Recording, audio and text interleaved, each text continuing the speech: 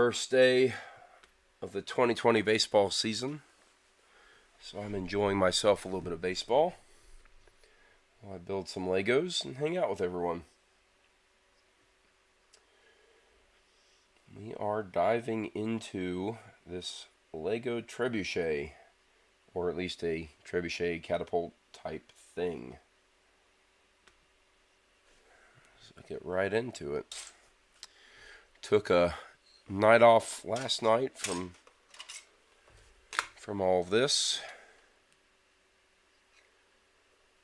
I wanted to watch a documentary and have a little bit more focus on it. So spent a couple hours last night just watching something instead of trying to multitask.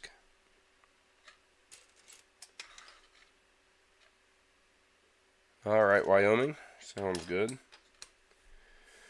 It's kind of hard for me to see all the participants and all the rest of it while I'm in the middle of this. Andrew says, hey. Hello, Andrew. One of the things that's interesting in this process, because I've never really done a lot of concurrent live streams, doing them back to back, begin to get used to seeing some of the same faces, as it were, which is great.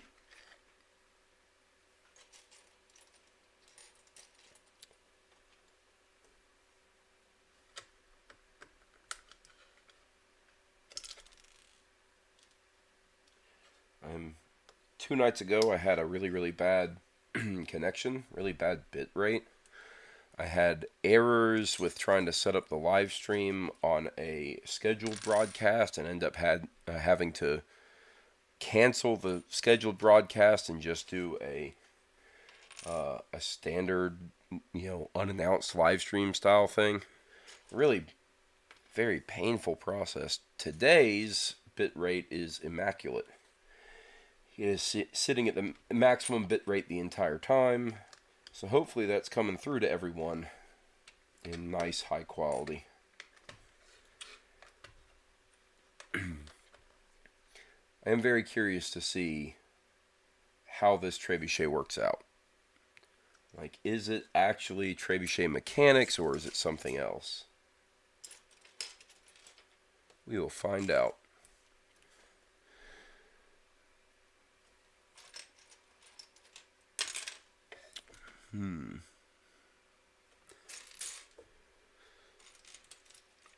I had actually kind of partially considered not doing a stream tonight.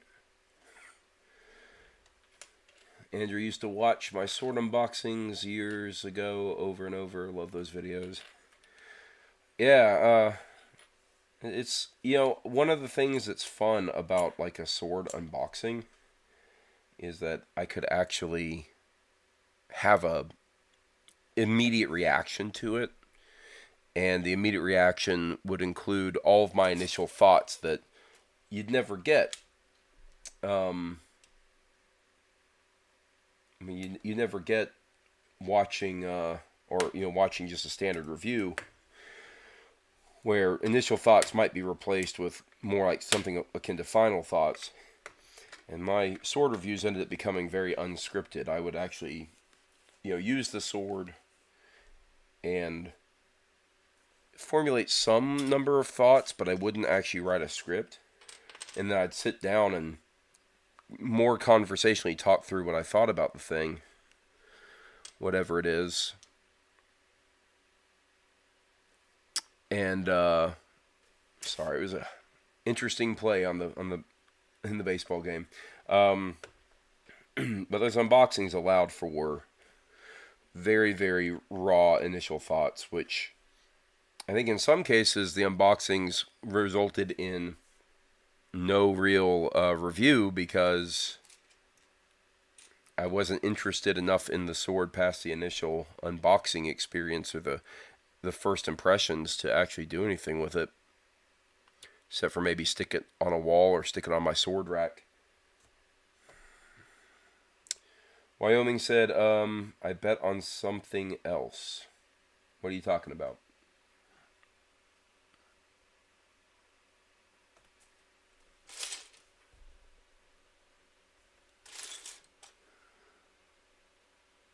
I am straight up missing some pieces. What have I done here? Oh, wait, what? How did I do that? I think I just had my first in a lifetime bout of color blindness.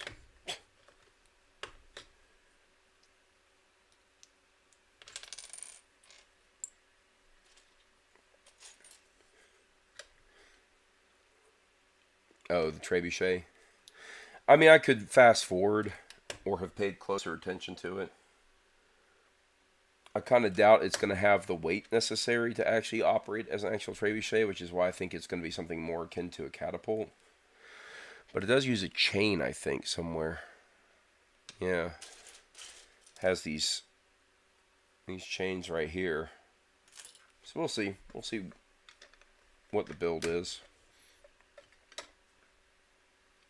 It's certainly building a bit of the trough here that you'd have in a trebuchet, except I would expect it to be a little bit more smooth as opposed to rough.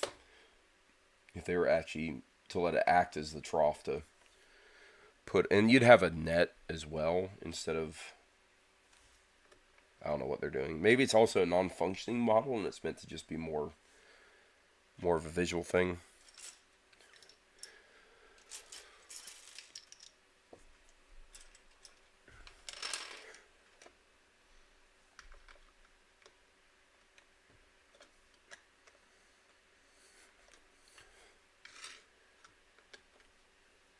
Alright.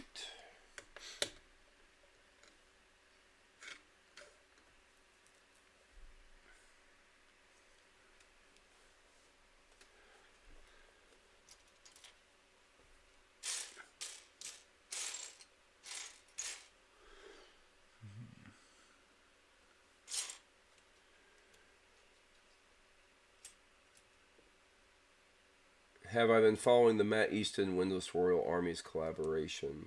No, I have not. I know that Windless reached out to me after I, had kids and wasn't really doing stuff with the channel, asking if I wanted to do some stuff with them. And at the time, I just, it would have been great if they had reached out to me when I was still pretty active trying to build the channel. But basically, it just couldn't be a thing at the time. And I told them as much. I said, I'm taking the hiatus, so if I ever come back and am doing that type of thing, I'd let them know. But no. I actually tend to not really follow sorry, getting distracted by baseball. I actually very intentionally chose to not follow a lot of my peers. And we would talk, on and off about collaborations and that kind of thing within the YouTube medieval sword community group. But honestly, a lot of the content that they create, I'm less interested in. I was more interested in doing my own thing, and I didn't want me to watch them and try to follow a trend or either accidentally or intentionally, begin to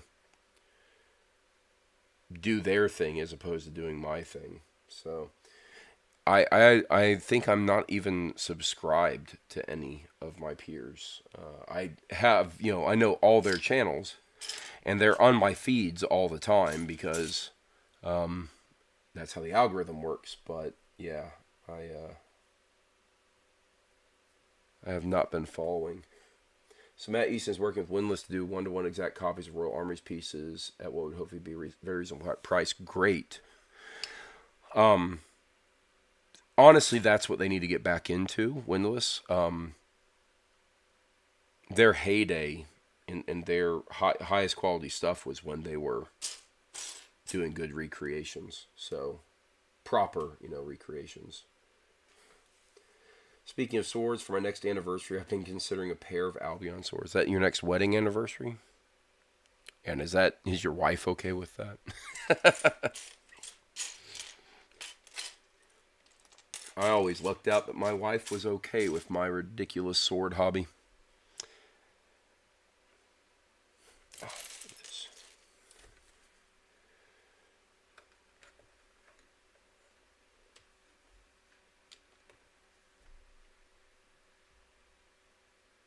I just recently, like this afternoon, um, went to the Scola General's channel here because he's been hanging out on the live streams a good bit. So I decided to go.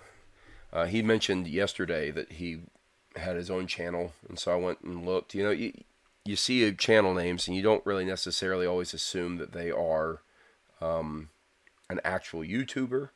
And he really started a lot of his stuff kind of after I had quit, so I had not really had a lot of experience talking to him. So I went and checked out some of his videos. And, he's doing some pretty good stuff. Yeah, so definitely a channel worth checking out. I'll go ahead and throw in my recommendation there based on what I've seen thus far. It's pretty good stuff. Fairly simple, straightforward, but that's fine because the content can be the thought process or the or potentially the expertise.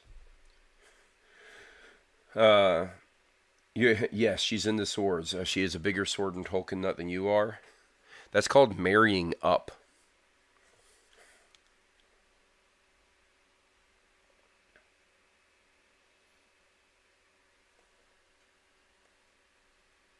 Well, it's great that Windless is working with Matt on that stuff. Um, I'll tell you, I'm really super ecstatic for a lot of my peers in the YouTube space. They've all had really good success in building their channels, and not just their channels, but building their lives or rebuilding their lives or reinventing themselves through their YouTube content, and it couldn't happen to a nicer set of people. And again, I don't always like the content, the style of content. Matt, Shad, Metatron, they all at some point have done a little bit more clickbaity things that I'm definitely uninterested in. I don't care about let me do the sword fight review from the most recent Game of Thrones. But they've done it, and honestly, those things, they hit the algorithm hard, and it gets a lot of viewers coming in. It's what made Skolagrim really, really popular. And that's great, that's the type of content they want to do, and it draws people to their channel, and it has created a new career for them and given them, various levels of financial stability and opportunities. And it's just amazing. I couldn't be more thrilled for all of them because they're all such great people. On just a pure personal level, I've had nothing but really good interactions with all of them. And I've only ever really done a couple of smaller collaborations, smaller things with Shad and Matt. I've never done anything with didn't do anything with Scholagram, didn't do anything with Lindy Page, didn't do kind of indirectly did something with Metatron when we did a big what was that collaboration? I don't even remember now. But it was a very big collaboration, a lot of people. So yeah, best thing in the world is to see them all having that type of success in what is a very, very niche corner of YouTube, honestly.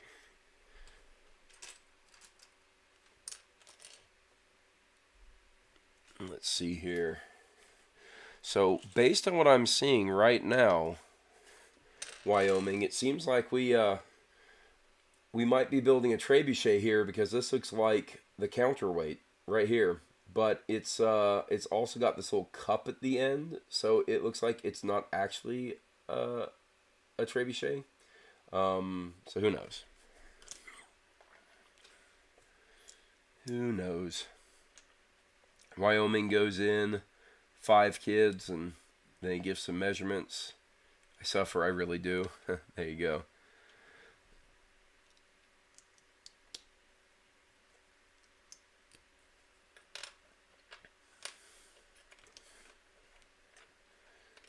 All right. And I need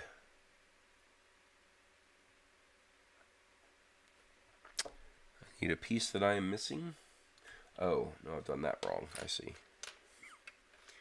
Sometimes I just do things wrong. So fix all that. Do it properly. There we go. Do I have a favorite dinosaur? You want something really apocryphal as an answer for that? I actually really like the incredibly inaccurate Velociraptor from Jurassic Park. That said, I think the modern interpretation of the Velociraptor is pretty cool. I'm pretty milquetoast in that I actually really like the Triceratops. The most child-friendly answer. But I think it's such a classic dinosaur. But I also really like the long-necked dinosaurs like Brontosauruses and Brachiosauruses and Ultrasauruses and those things. So there you go. There's my answer by saying my favorite dinosaur is yes, all of the dinosaurs. There's actually a great YouTube channel called, oh man, what is it?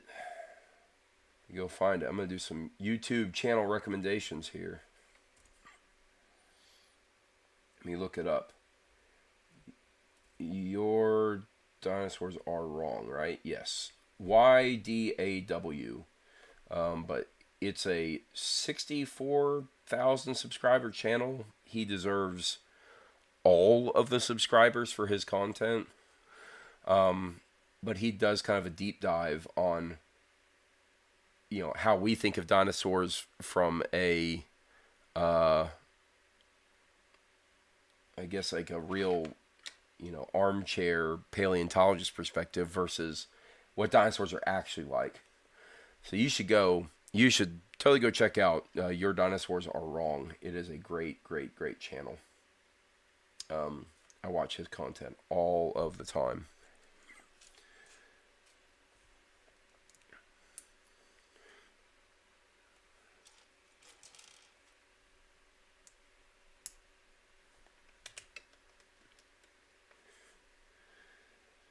Stegoceratops rechosaurus. Yeah, it would be. It wouldn't be Stegoceratops. It'd be Velociceratops. Stegosaurus is okay, but it doesn't have anything on a Triceratops. And I think the reason I say that is that the Ceratops family of dinosaurs, I don't know what genus or whatever, has a very interesting evolutionary process. You can see the changes in, over vast swaths of time with the Triceratops. I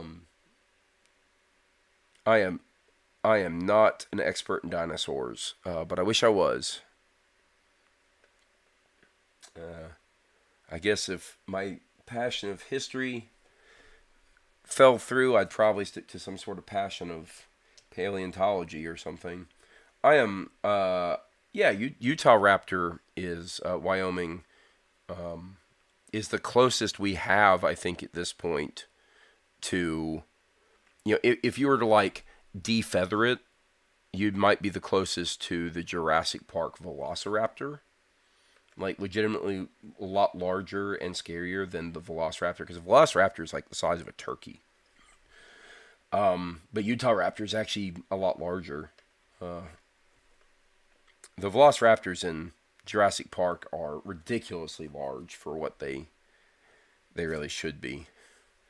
And some of that's actually a mix. They really actually kind of inverted, in the films, they inverted the size of Velociraptor and Dilophosaurus. Not that I know the actual size of Dilophosaurus, but in the book they're described as being about 10 feet tall. Because the scene in the book where Dennis Nedry dies, I'm trying to remember, I think it takes place on a basketball court, like in one of the support facility buildings that that all the staff work at, and that's where Nedry dies. He doesn't die in the middle of the jungle. He dies in like a basketball court. And it's a much more horrific scene in the book. My goodness.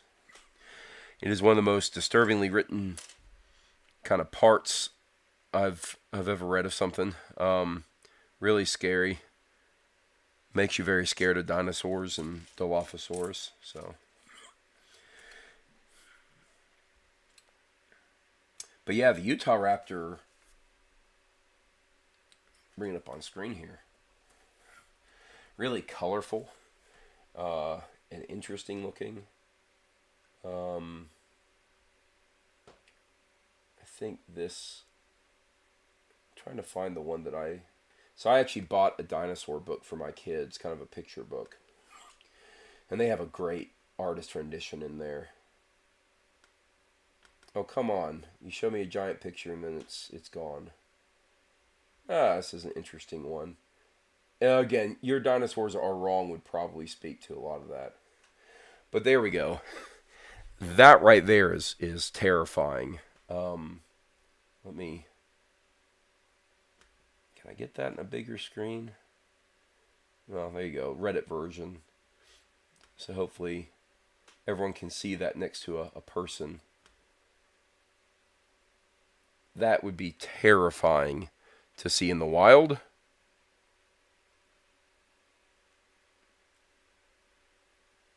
Yeah, love that. Love the Utah Raptor. And it's a relatively, if I'm not mistaken, it's a relatively new. Uh-oh. Come on, mouse. It's a relatively new dinosaur. When was it discovered?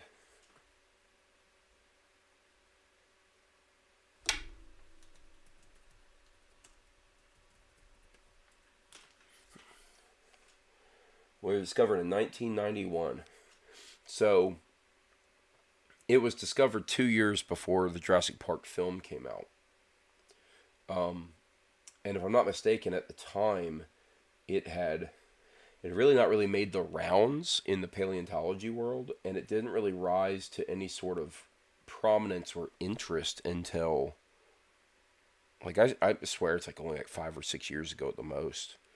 Because the world was kind of obsessed with Velociraptor. By the way, if you like Michael Crichton books and you haven't read Dragon's Teeth, it's incredibly good. And it dovetails really well with something like Jurassic Park, just because it's dinosaur themed. And you can almost tell that he was writing that. It kind of feels like he might have been writing that book before he did Jurassic Park, and then he realized, I should really do Jurassic Park. That's a great idea, and so he kind of shelved it and went and did Jurassic Park. And it wasn't until they were looking for manuscripts after his death in order to publish under his name that they came across that one, and it was one of the few that was basically fully completed that didn't require like a shadow writer or anything. So he got really far in actually writing that book. And it's great. It is a great book. So, highly recommend it if you like Crichton books. I think at this point, there's only one Crichton book I have not read, and it's the newest Andromeda Strain book, again published after his death. And I haven't read it because I'm a little bit afraid to. The Andromeda Strain's a really good book, and I'm really worried that the shadow writers and people involved in bringing it to publication, the sequel to publication, won't be as good. Because the book Micro that they did, where they used a shadow writer, was awful, and I hated every bit of it. I've never been so disappointed with a book published under Michael Crichton's name and brand. And it's awful. What an awful book. And that shadow writer should be ashamed of himself. I think that one must have been very much in a rough draft state, and more than likely completely incomplete for the second half, because you can almost feel the shift in writer tone. Like you're reading a Michael Crichton book, and then suddenly it's like another author came in and said, I'm disinterested in what Michael Crichton is writing. I'm going to do my own thing. And like the type of writing, like the style of writing changes. The characters literally change. Like it's a purge of the cast of the book, and like what you start with is not what you end with. It's really weird. Kind of wrong to publish under someone's name like that, to be honest. Well, to be fair, the shadow writers are trying to do their best to keep the spirit of Crichton's books alive, and they are publishing manuscripts that are roughly complete. And if we were to go with that argument of kind of terrible to publish under someone's name, we wouldn't get a lot of Tolkien's work. But I think we all can actually appreciate the quality of what Christopher Tolkien provided. So it's not the worst thing, as long as it's very clear that's what's happening. And when you look at Micro, it's very clear that there was a secondary writer, because his name is right there under Michael Crichton's name. But you look at Dragon's Teeth, it's just Michael Crichton's name. And I'm pretty sure that the new Andromeda Strain book, or the one that was published, I guess I could look it up. Andromeda Strain sequel called the Andromeda Evolution. Yeah, it's got a it's a sequel written by Daniel H. Wilson. It's the 19th and final novel under Crichton's name, and the 4th and final novel published under Crichton's death. So it's the last one. It's the last one that they'll publish under Crichton's name. Past this, it would be kind of doing like the Tom Clancy thing, where it's a brand instead of the author's original stuff. Prey was very good. Wyoming Homesteader. I really liked Prey. That was a very, very fun read, and would have been a great movie. I don't know why they didn't do a movie of it, but the track record for adapting Crichton's work hasn't been that great, so I can kind of understand. But Prey would be a legitimately good, like, sci-fi horror film. So I don't know why they haven't done that one, but they really need to. What was the one? Next is an awful book. I don't like Next. I think Next was the first one published after his death. Is that right? Let's see. Crichton books published after death. Let's see what the 4 are.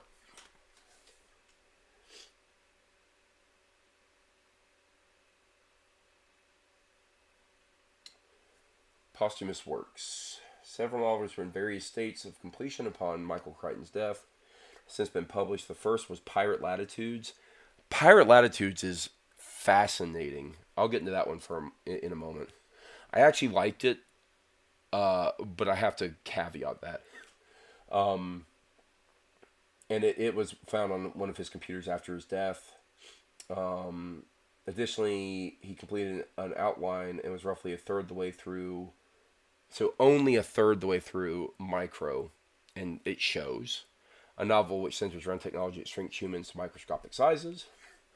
And it was completed by Richard Preston, who must be a hack. Sorry, Richard Preston, but I am not a fan of yours. So I guess Next was one of his last books published. I didn't like Next, though. I wasn't a big fan of it. Although it had a great ARG associated with it, which I'll get into. And then they published Dragon's Teeth, which is really good, and then they're doing Andromeda Evolution. All right. Pirate Latitudes, and I don't want to ruin it, so I'm going to be really, really careful here. Pirate Latitudes reads a lot like The Great Train Robbery in its setup and its narration style. It is a lot like The Great Train Robbery, but with pirates and high seas Caribbean adventures. The way that book concludes might be one of the most insane things to come out of a Michael Crichton work, because it is so unexpected, and it's so out of left field. Uh, and even to this day, I don't really know how to feel about the ending of that book or the kind of the last couple of moments of it, just because it is so far out there, and I really don't know what to ever make of it. And I think because it's so out there, like maybe I like it. Yeah, maybe I like it. I don't know. Um, I said I was going to mention the ARG with Next. Next actually had an ARG where a website was published, and for a while it never linked to anything.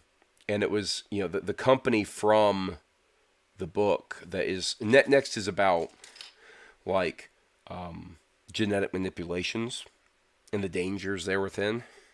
Um, but it's a website that's kind of acting like the company that is creating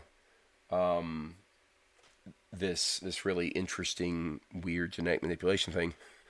But they're selling what they're calling permapups, and it's like the only man's best friend you'll ever need. It's a dog that has been genetically manipulated to not age. And it's a permapup. And it sat on the web for a long time before people, like, everyone was like, what is this? And then eventually they started giving some insights that it was, an advertisement basically for the book. Really, really intriguing way of doing that. I can't find this one piece I need, so I'm going to be looking for it for a while. Let's read what people are saying here. Yeah, they could just publish incomplete works or something. Well, I think they're not really touching incomplete works with the exception of Micro, and yeah, he had plenty of notes apparently, but again, what was done with that book was just not great.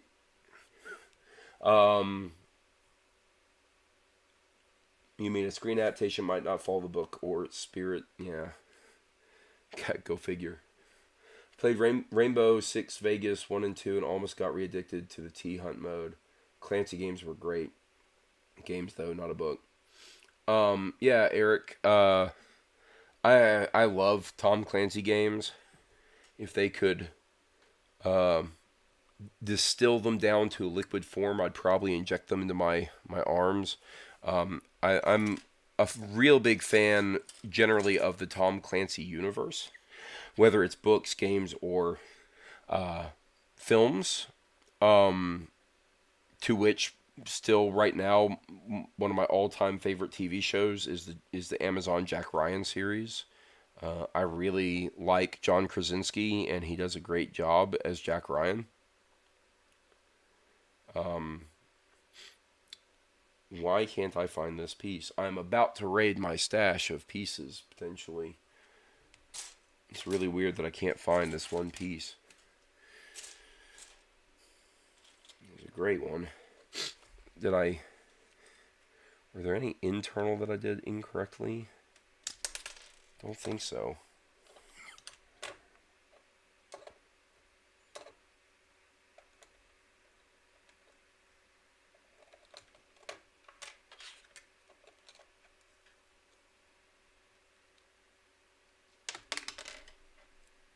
What did I just do here?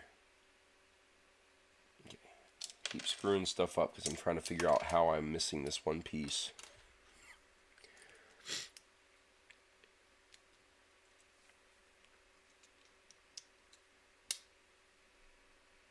Oh. Oh. What a great awesome play that just happened in baseball land.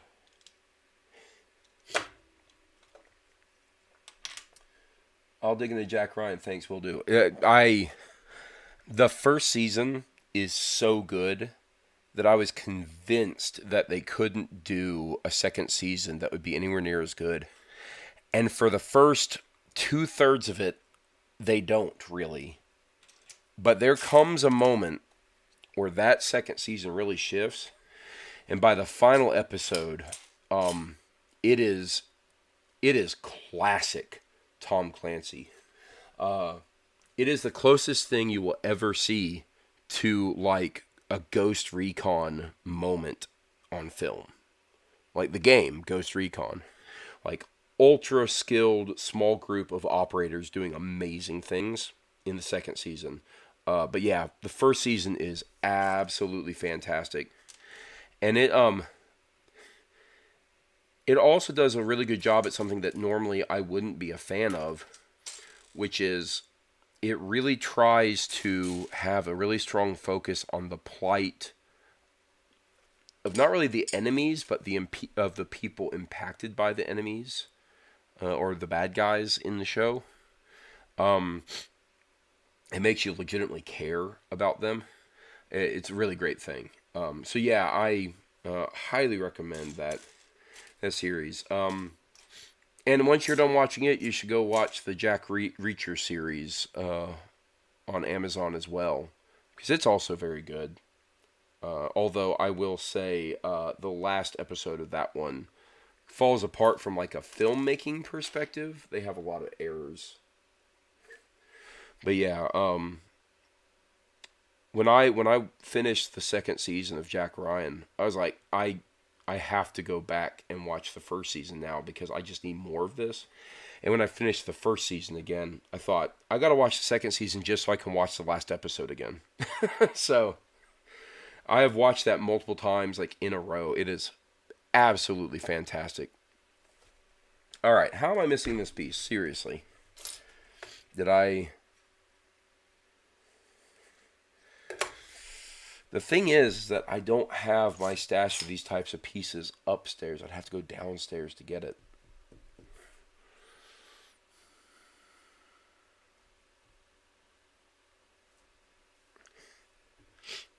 I don't understand how I'm missing this. And I have these ones with a hole in them I guess I could use. But, I don't know. Eric, you're working at EA when you're huge into Ubisoft Tom Clancy games, so it was trying to bring that sort of thing, high stakes, good AI gameplay in. People argued against it. Okay, now you got me really interested. What did you work on at EA? Can you talk about it? Love to know.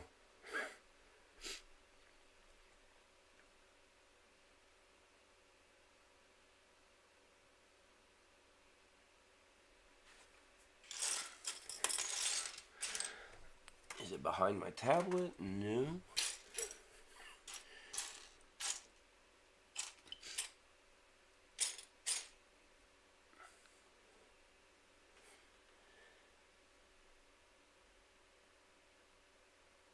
Oh, this isn't just infuriating. I might have to take a break long enough to go downstairs and get an extra piece.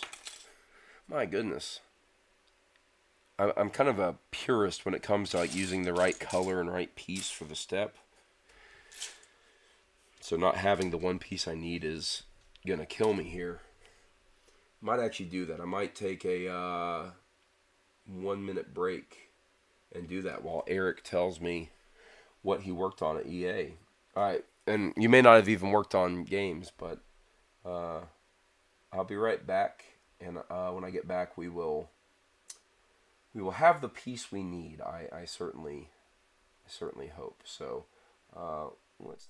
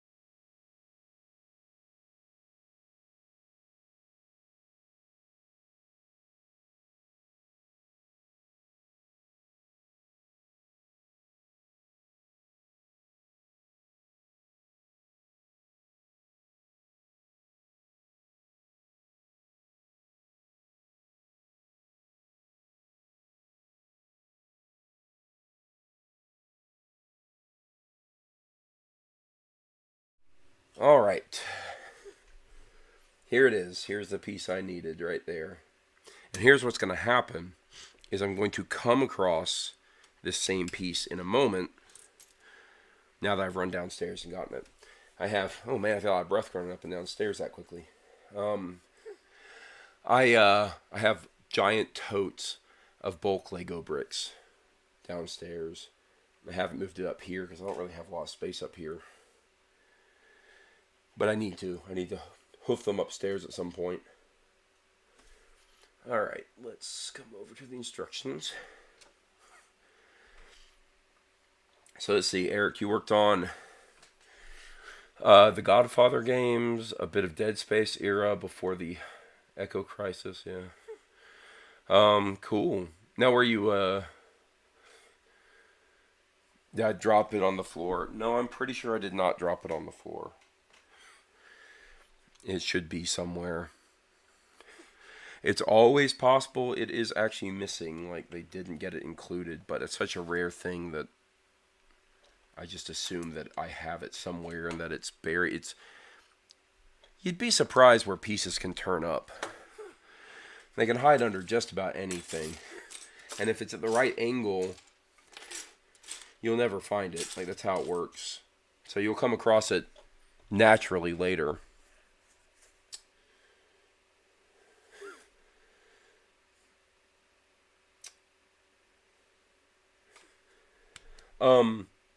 So Eric, game developers, there's so many roles. What was your role? Were you an artist, a programmer, a designer? Like, what did you do? Design lead, awesome. I would love to get into making video games. I have a software engineering degree that I don't really use.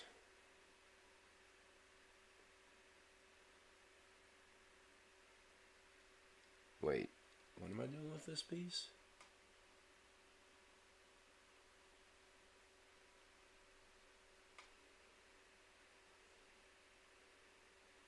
Yeah, okay, I got the right piece.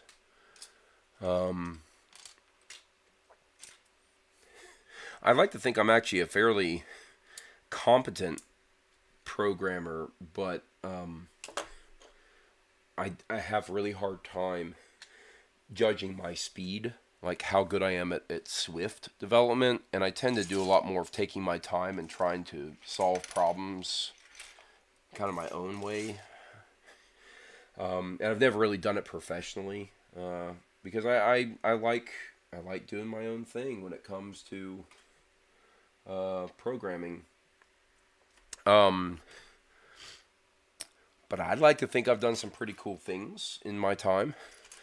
I talked on a previous live stream that I did reverse engineer server code for a game that I like to make sure that it was preserved and I could play it when they shut down their servers. I actually created an assist bot for an MMO, and I did it because they created a zone that required, like, it wasn't raid size, but like small group size, and no one ever wanted to go there and play it, but I really wanted to. So I created an AI bot that would run around as a healer class, and all it did was heal me. It would check my health rate, and based on my health rate, it would heal me. Just so I could go in and solo a zone, basically.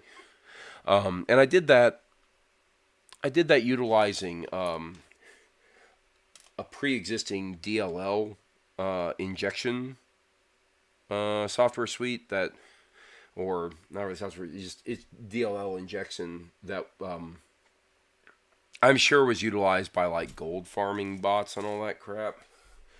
But I just adapted it to my purposes. And it was also a way for me to kind of stretch my technical muscles there and learn how to do something I'd never done before. Learned a lot about Windows graphical processes and DirectX and but in a very indirect way. So yeah, here we go. This is definitely some sort of like mix of a trebuchet and a catapult because it has this little cup. It's kind of hard to see. It got a little cup on the end. I think that's what's going to launch the projectile. We'll find out though, because this is totally a counterweight, and it is set up to act as a counterweight, and it's actually heavy enough. Let's see. The video game industry is infamous for brutal working conditions and burnout. Yeah. Right now in another window, I'm building out a 3D space for a VR thing. So today I'm an artist. Yeah.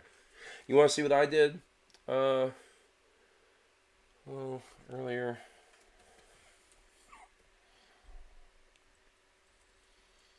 I have a project I really want to do to kind of recreate the Lego tower. Pull this over. The Lego tower, which is a video game. That's weird. Let me get this fixed here. So I exported the game data and then used a website because it's a lot easier to do this stuff via PHP than it is trying to do it in like Adobe Photoshop. But I recreated the tower and every floor in it so that you could see how each one was built in the ultra high resolution that you can't get. It's a mobile game, but you can't really see it on a phone or even a tablet in this high of quality. And then I got interested in doing things like making the elevator scroll with it. And you can go through all of these floors, and there are tons and tons of floors here. And as you scroll down, you actually have parallax scrolling in the background so that the clouds come into view. But yeah, I think it'd be fun to like recreate some of these floors and actually start building a Lego skyscraper. But I imagine that with all these floors, it'd be one of the tallest things you could build out of Legos, and it would be obscenely difficult for it to work out. But I still think it'd be fun. So yeah, I made this little webpage as my own reference, and what I'm going to do, like one of my plans, is to go into the software design, the Lego software design tools, and build out the models for these, and then link to the models I build for each floor so that people can reference it and access it. And that's PHP programming. It's a little bit of PHP, a little bit of JavaScript, a little bit of CSS magic, style sheet magic. That's the type of thing that I'll do very randomly. I'll get some little bug in my head that I need to go do something. Yeah. Let's see. Yeah, I don't regret not entering the industry after getting a degree. Yeah. I'm charging HR for this. As you should if you're doing it for work. Indirect X. What's that channel with the catapult? Hang on.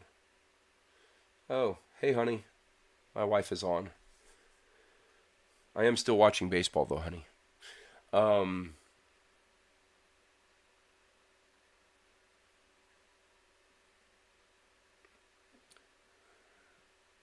I'm in Leo Geek. Specializes in digital forensics, drugs, gangs, and human trafficking.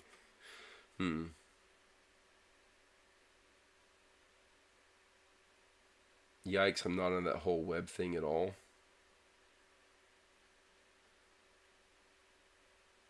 What do you mean, that whole web thing? You mean just like that kind of programming?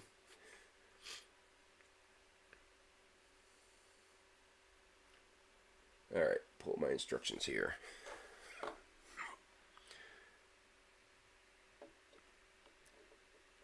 Alright. Braves are trailing, so I need them to actually start playing better. First game of the season, they need to win it.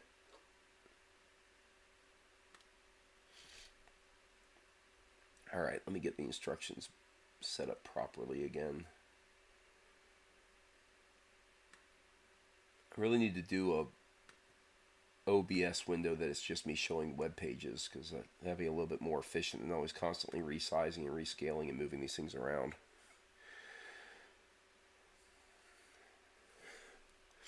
when I did the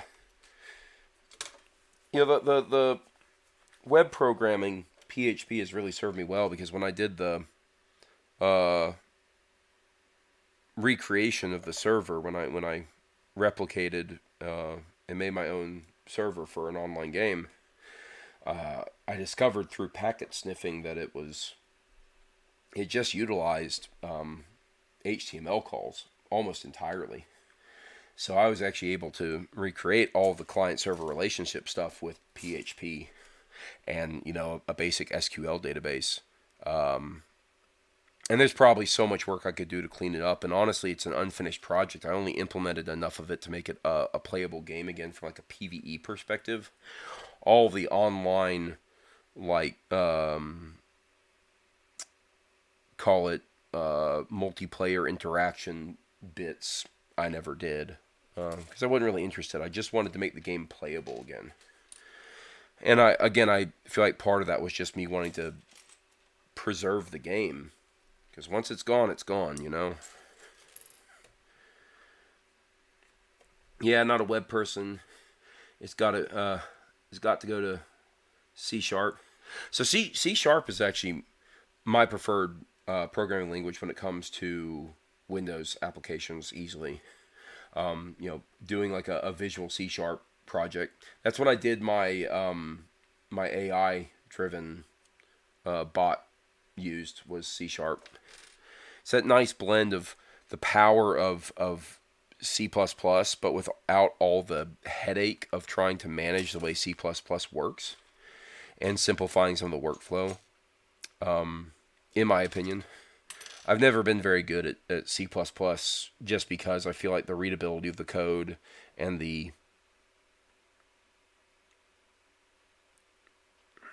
I feel like the way C sharp does object-oriented work in programming is just much better, in my opinion. Oh, it's a brown piece I'm looking for. It's one of these pieces that I've been looking over multiple times but not needing. Yeah, I love programming. I've got a game, a phone game, a mobile style game I would love to build. Again, it would be a personal project if I ever did it. But I think it would be the type of game. Like, that's one of the things about games. Like, I would love to make games, but I'd have to make a game that I want to make. I wouldn't want to make the game for other people. And there's one that I think I would love to make. I'm not sure I'm using the right piece here. Is this a 1-to-1? Oh, it must be right. But yeah, I have this idea for a mobile game in my brain. Not that mobile games are like the best types of games in the world, but there is a time and place for some of them. And the one I would want to do, I think it'd be pretty fun. I would call it a mix of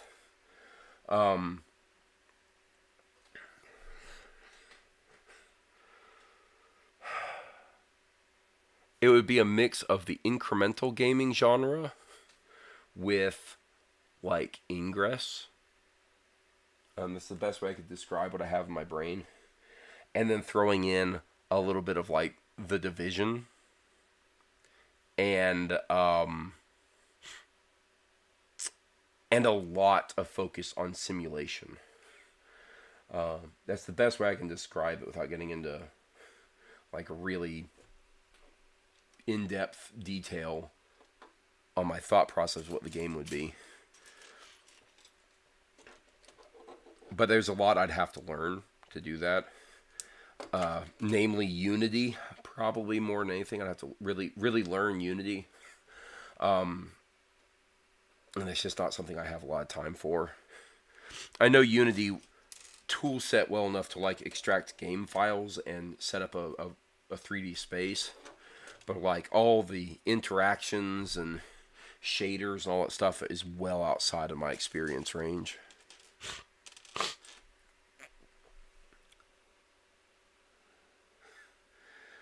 What? Ah, there it is.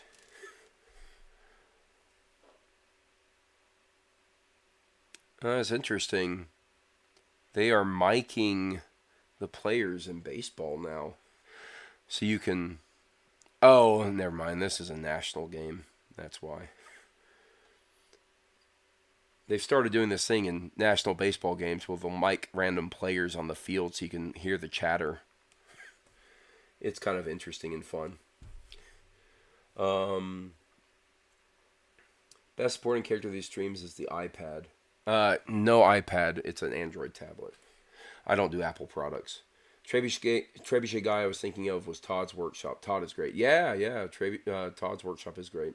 My personal blind spot. I know I'm just not a web person. Well, I think it's one of those things where one of the great things about web programming is you can actually blend the artistry with the programming in a fast and very satisfying way. That web page I just showed that I created. I mean, that was done over just like a day and a half.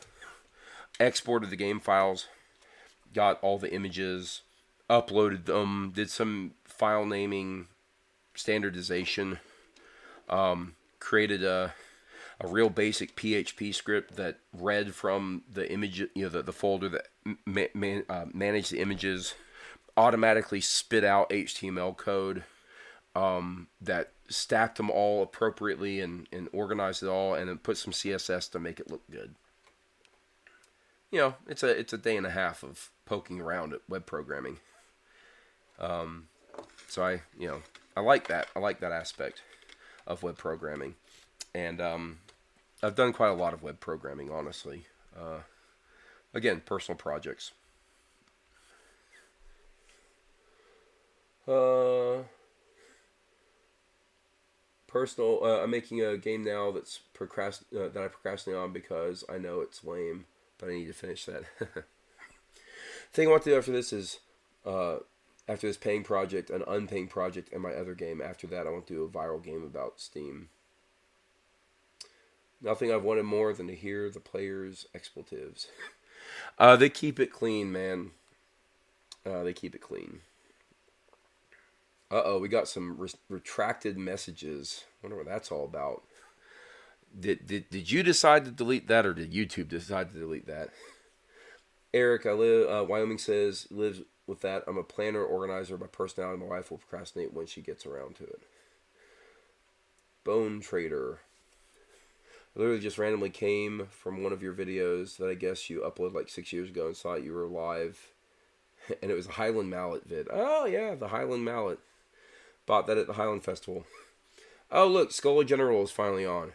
Still having programmability, so no game design for me, but I want to see more titles like Hellish Court. Yeah, actually, I've played some Hellish Court. Scholar General, I gave you a shout out earlier. After seeing you on the live stream a couple times, went and checked out your channel. Gave it a thumbs up and a recommendation for people to go check out. Definitely worth checking out. You got some pretty good content from what I've seen thus far. So good job. And you're 2K subscribers, but it will grow. Just keep it up. Don't expect it to be a paying gig for a while, but it's definitely you're in the right community for it. And if you will, shoot me an email at the email that's sitting on it should be on my YouTube channel. If it's not there, let me know and I'll get it to you.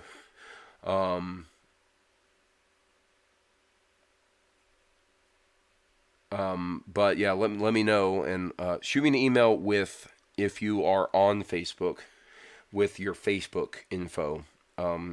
If you are not already part of the community group, I'll try to get you added in, as I think it'd be worth doing.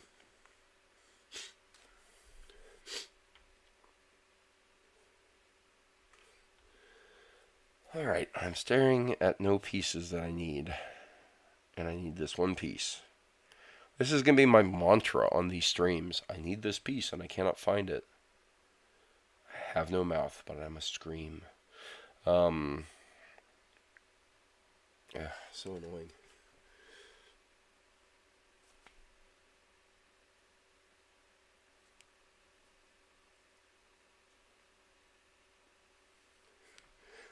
Bone Trader, by the way, I was kind of in the middle of talking to you. Glad you're able to join the live stream, kind of by happenstance. Samba says, talking about Lego stop motion battles on YouTube. There's an amazing Lego battle of Verdun, but I accidentally misnamed it the Battle of the Somme. Sorry, retract it because I can never be wrong. Oh, okay. The second message might be because you're linking. You can't link, or in a weird way, you can't link to YouTube. I don't know, can you link to links are really weird in chats. I'm not sure you can link. Yeah, there are some really talented stop motion Lego channels out there. And for the amount of time and effort it requires, I am shocked that people do it. A lot of them have, I'd say a lot, a couple have actually made the jump to 3D animation using the style from the Lego movie. So they cheat now. They get really high quality output. Where is this piece? This is going to drive me insane. This is the second time I feel like am unable to find an obvious piece.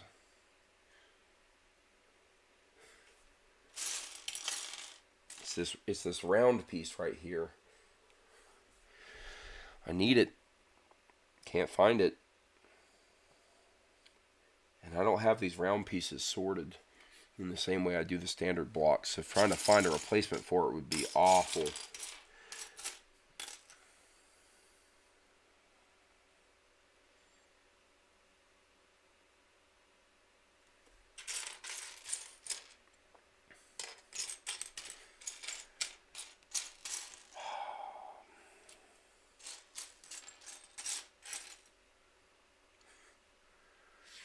This is awful. I mean, I think I know what color I'm looking for here, but sometimes it's hard to tell. Should be this darker color, I think. Or this color right here. I'm looking for something this color, but rounded.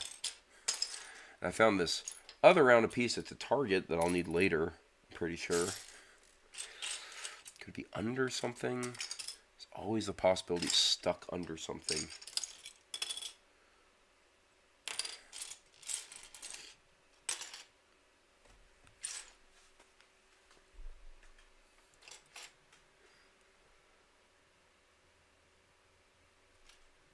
Man.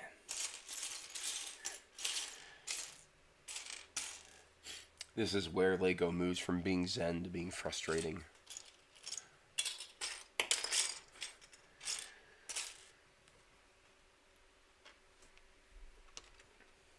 I'm going to put this on, and I will come back to this piece if I come across it later, is what I'll do.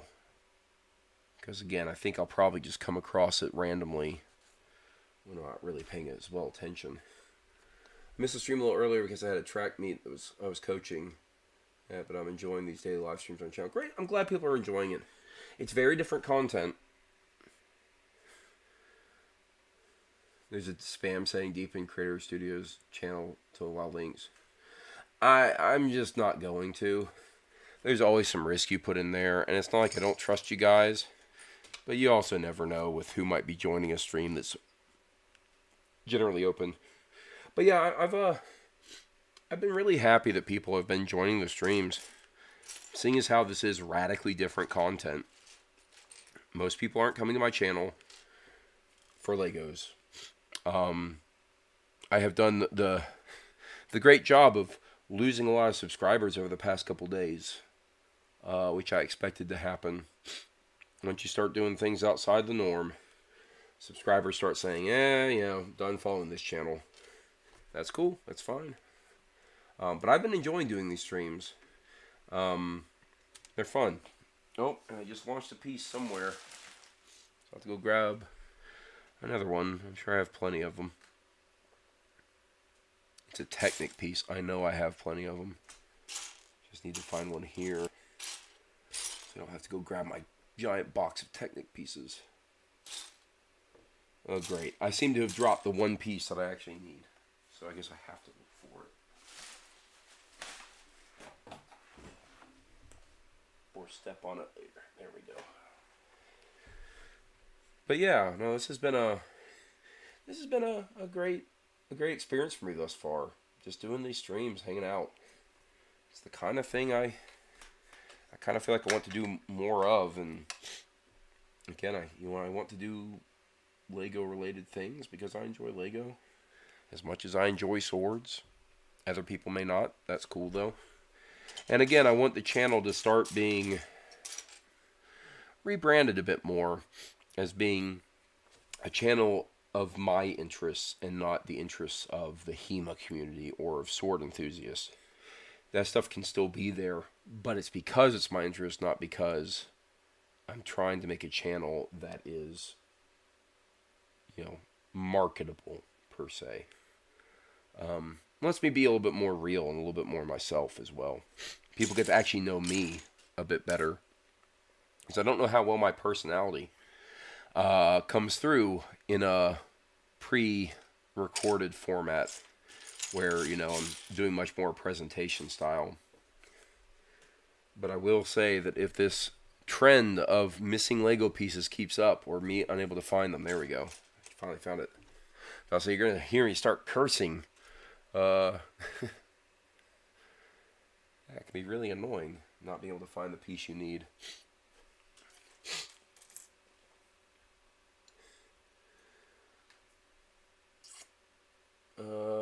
HK says, I have a net negative interest in Lego. I have a net negative interest in Legos, but these streams are still great. Doesn't really matter what you're doing in the background, as long as I'm talking. Yeah, there you go. At least the content's good, even if you don't like Legos. I like it. I'm working on this street scene. You're doing Lego work. It's very mellow. And as long as you don't get me on a soapbox, I like to think I'm actually a fairly mellow person. Fairly relaxed, but man, just don't get me on a soapbox. Don't get me talking about something that I get angry about. You'll get an earful. Wyoming says, yeah, but there are 35 subs, even aware that you're back. Yeah, who knows? Maybe people left are just unworthy. No, they just have their interests and this may not align with it. I had a dream of working at Lego when I was 8. I wish I could work for Lego, but the problem of working for Lego is you have to live in Denmark or live in that area, and I like living in America, so not really for me. All right, here's the chain.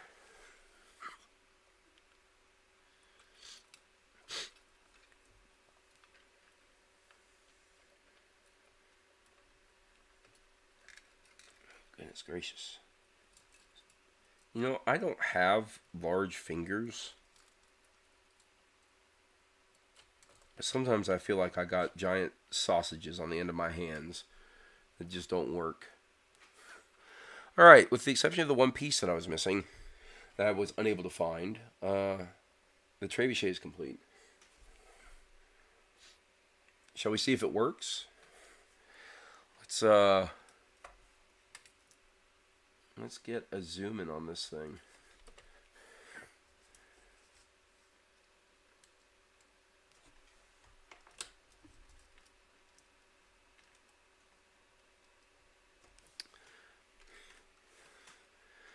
So we'll crank it back. There's not really a way to lock it, so what is the purpose of this thing? Oh, it's just weird. You pick the most amazing material for a wall.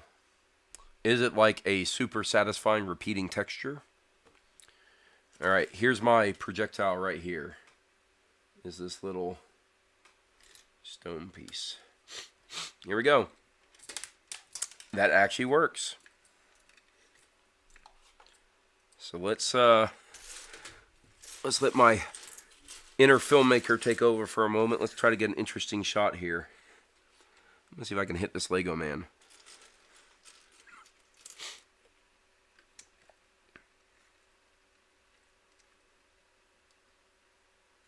that's weird.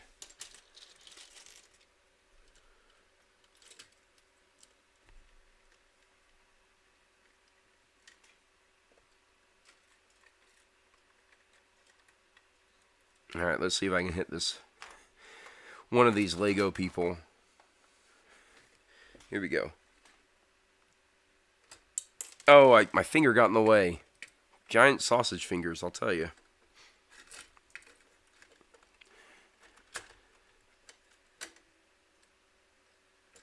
Alright. Got one. You just saw that. First try. Well, that's actually pretty. That's a pretty satisfying build. To actually have a functioning little Lego siege engine. I like it. I like that one a lot. That one's gonna remain. That's gonna stay a built model.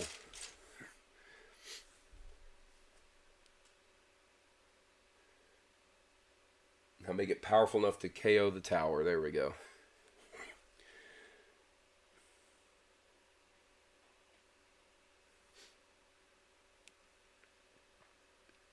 I really want to find this piece that I'm missing, though. So frustrating. So frustrating to not have this one piece. Alright, let's get a different angle. Come top down on this for a moment. Sometimes it's all you need.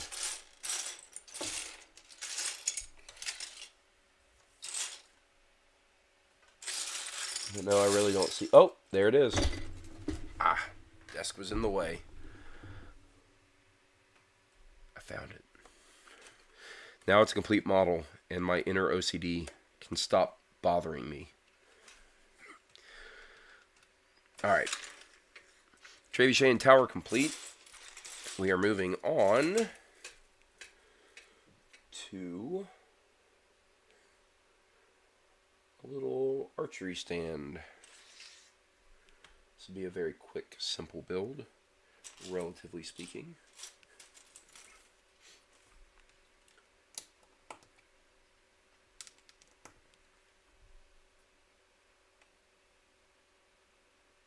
You realize how many times I would have to launch Lego bricks at this tower to actually do anything to it?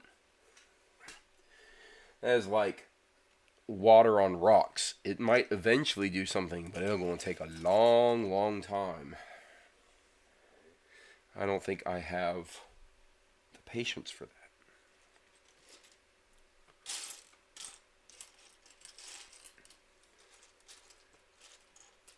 Now, if you could build a trebuchet out of Legos that could launch like a nice steel ball at a relatively high velocity, then you could maybe be onto something.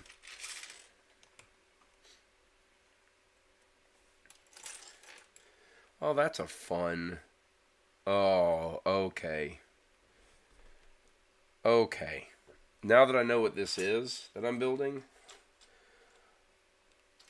we're going to have game time here. Because this is a target for the trebuchet, is what this is.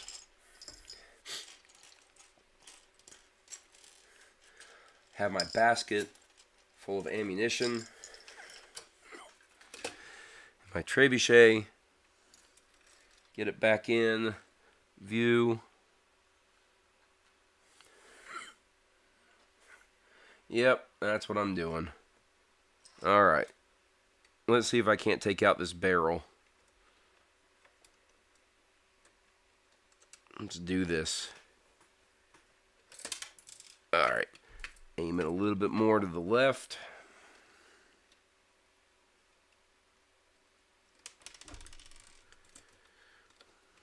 Do this properly and wind it back. I actually built a small functioning model of a trebuchet. Did that just fall on the floor? I got plenty of those.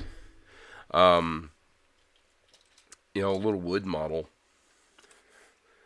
And brought it into my work office. And I left it there, and it disappeared over time. I never know what happened to it. It was a scale replica of Warwolf, one of the biggest trebuchets ever built. Alright, so still a little bit to the left, and it's got a high arc, so I might need to be a little bit further back from it.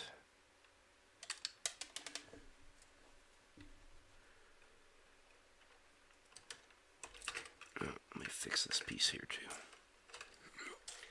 This is what this live stream has descended into, me launching a trebuchet Lego projectile at a barrel.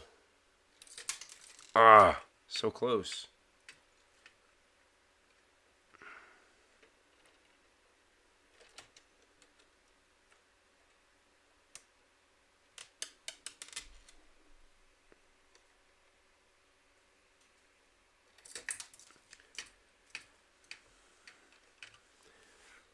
I did much better hitting that Lego man, that little minifigure. Doing a much poorer job hitting this target. Oh!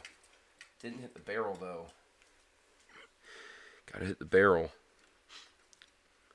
I have like an hour left in this stream to try to hit the barrel. So let's do it.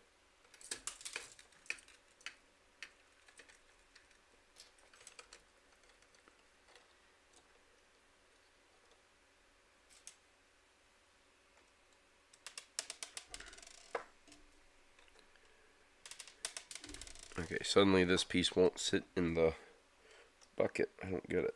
There we go.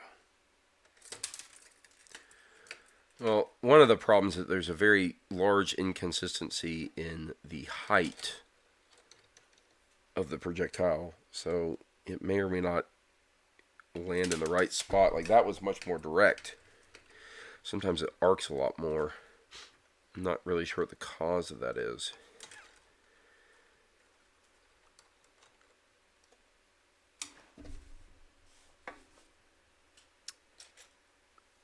I'm going to be finding these little round pieces everywhere. Well, I killed another Lego minifigure. Oh, let's see. What are people saying while I'm doing this?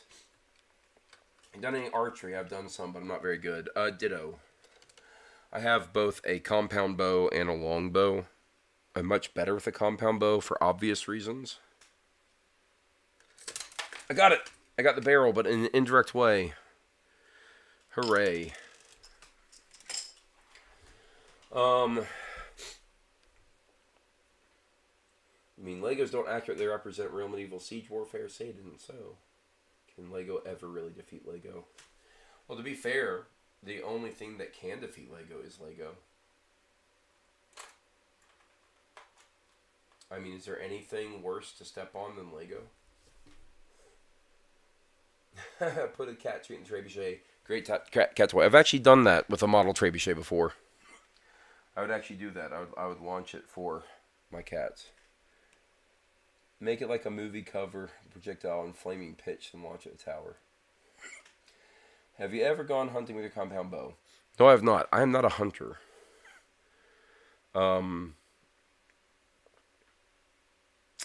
The only reason I would hunt would be for meat, for like food. I wouldn't do it for sport. I like animals too much. But yeah, I've actually been invited to go hunting before. And I want to be clear, I'm not opposed to hunting. Like, if I had a reason, if I really wanted deer meat, because that's going to be the main thing you're going to hunt in my area. If I really wanted deer meat, and someone said, hey, you want to go hunting, and I was up for it, I'd go do it. But, yeah, rarely. Really interested in that. Yeah, congratulations on my successful war against the scourge of the bucket. It's pronounced bouquet.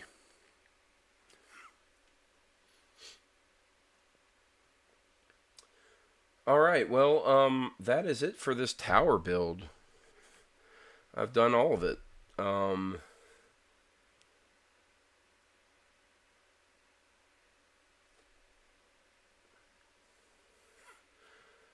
Oh, my wife just ratted on me that I didn't do cat treats to shot marshmallows. But that's not true. I also did cat treats too. But yes, we did marshmallows as well. In Georgia, the main animal is squirrel. Yes, but if you're going to hunt squirrel, you're not going to do it with a bow. You're going to do it with a red-tailed hawk is what you're going to do it with. And I have done that. Um, you can't handle those birds unless you're licensed, according to Georgia state law. But my wife and I and some friends went with a falconer in the area and went hunting with his red-tailed hawk. Hunt in the freezer. Yes, I managed to go hunting in the freezer and got myself a banquet meal and Totino's pizza rolls. Truly, man is the apex predator. So yeah, the next thing I could build would be this little fortified windmill thing. In order to do that, I have to tear down the tower, I'm pretty sure. So I have two options at this point. I either dump all of these parts into a bucket and open up the other copy of this set that I have and dump it all out again and then build this market before I tear it down and build the castle proper.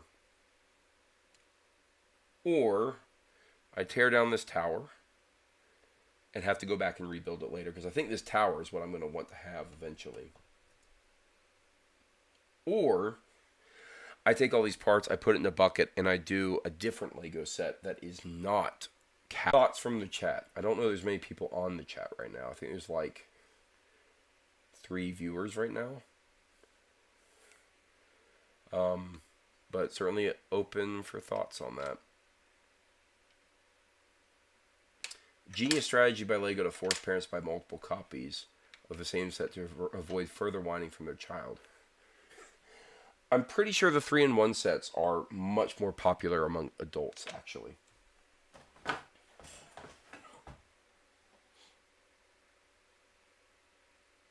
I know it's what attracts me to them is maybe not necessarily buying the multiple sets. In fact, most of the 3-in-1s, I'm only interested in building one of the models.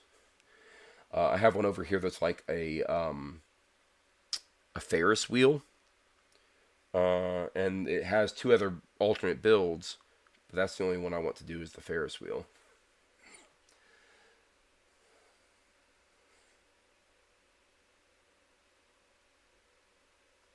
Yeah, in the survival situation, it's not the time to learn. Yeah, no, I get that.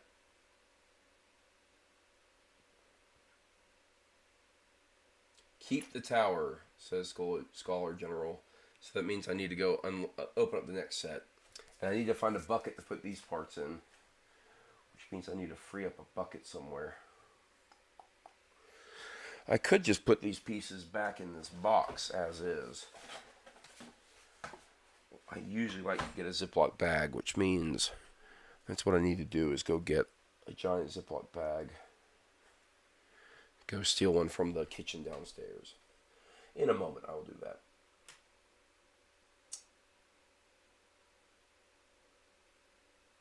Yeah. I have a friend. My wife just said falconry in Georgia is awesome. Yeah. It's funny. Falconry in the States, you have to be licensed to have a bird and go hunting. And I read somewhere that it's like the exact opposite in the UK. Like you're encouraged to have birds, and it's the one time you aren't required to be licensed is to go hunting with birds, which is interesting.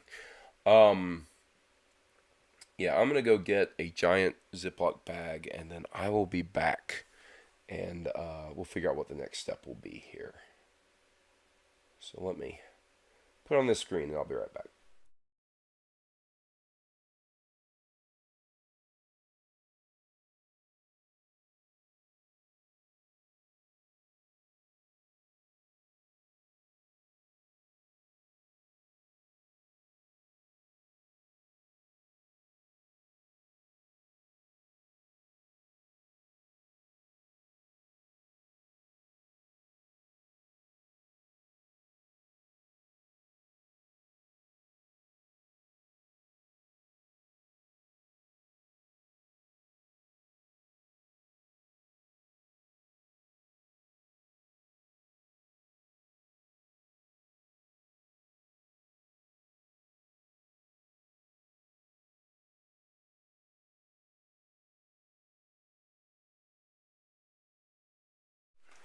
I'm very disappointed.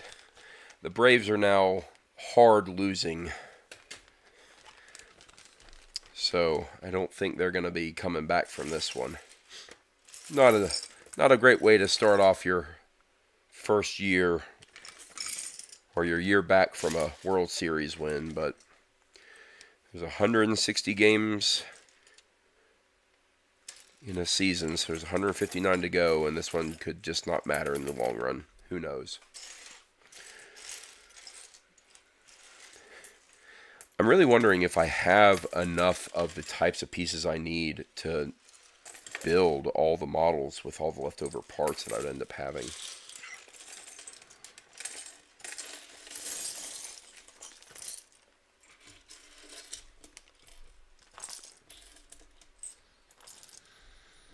I did get the other Batmobile, finally. I got hold of a brand new in-box 1989 style Batmobile. That would be the same scale as all the other ones we built a couple weeks ago. With the good news that I got it for a lot cheaper than the person selling it probably should have sold it as. So that way I could have my full collection of Batmobiles.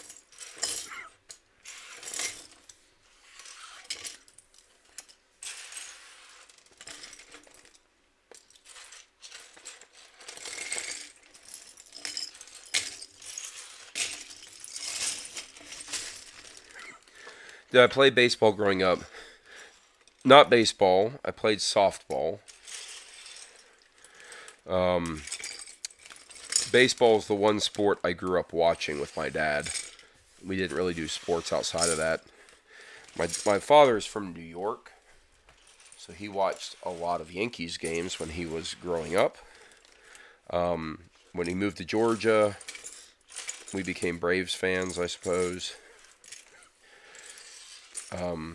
I would say the biggest Braves fans in my family are myself and my sister. I think it's pretty much a family affair.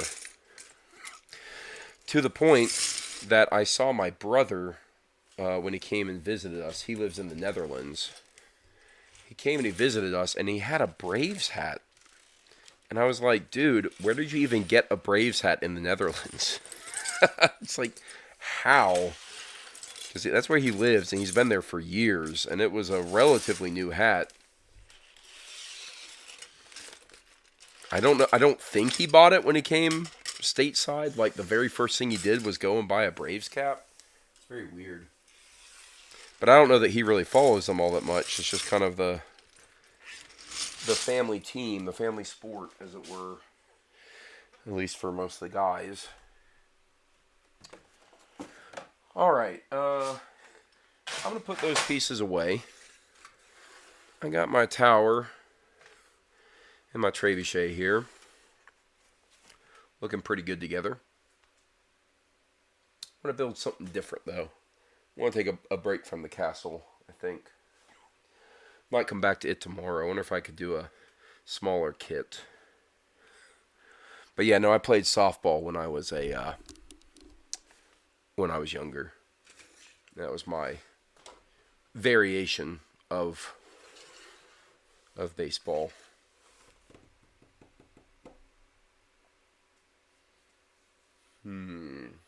What do I want to build?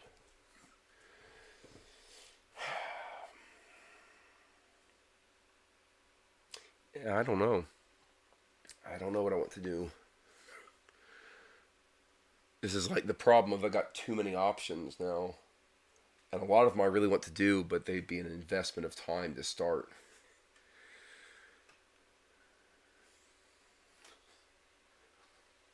I might just go get that Batmobile. Yeah, I'm going to do that. I'll be right back.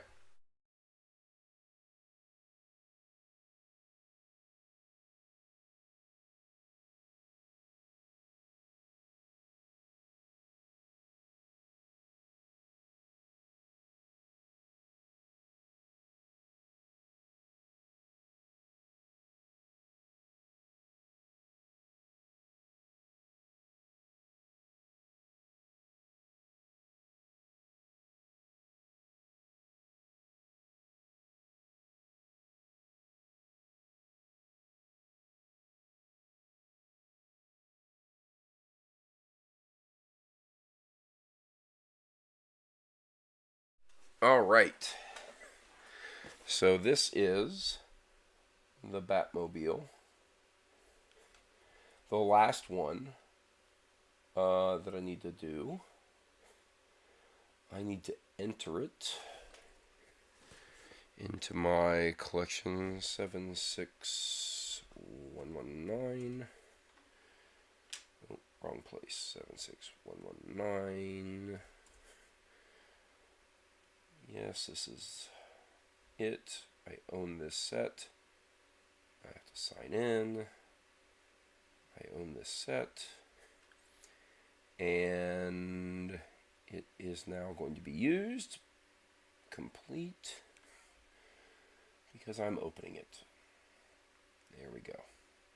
Let's see if I can find the instructions for this.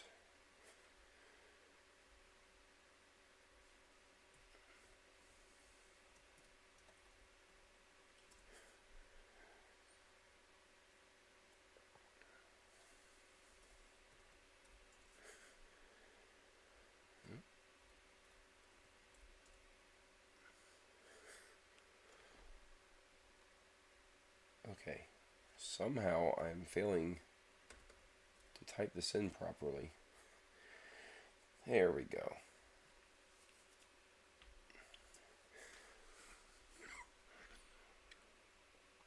Yeah, I got really lucky with this set because it just exited production.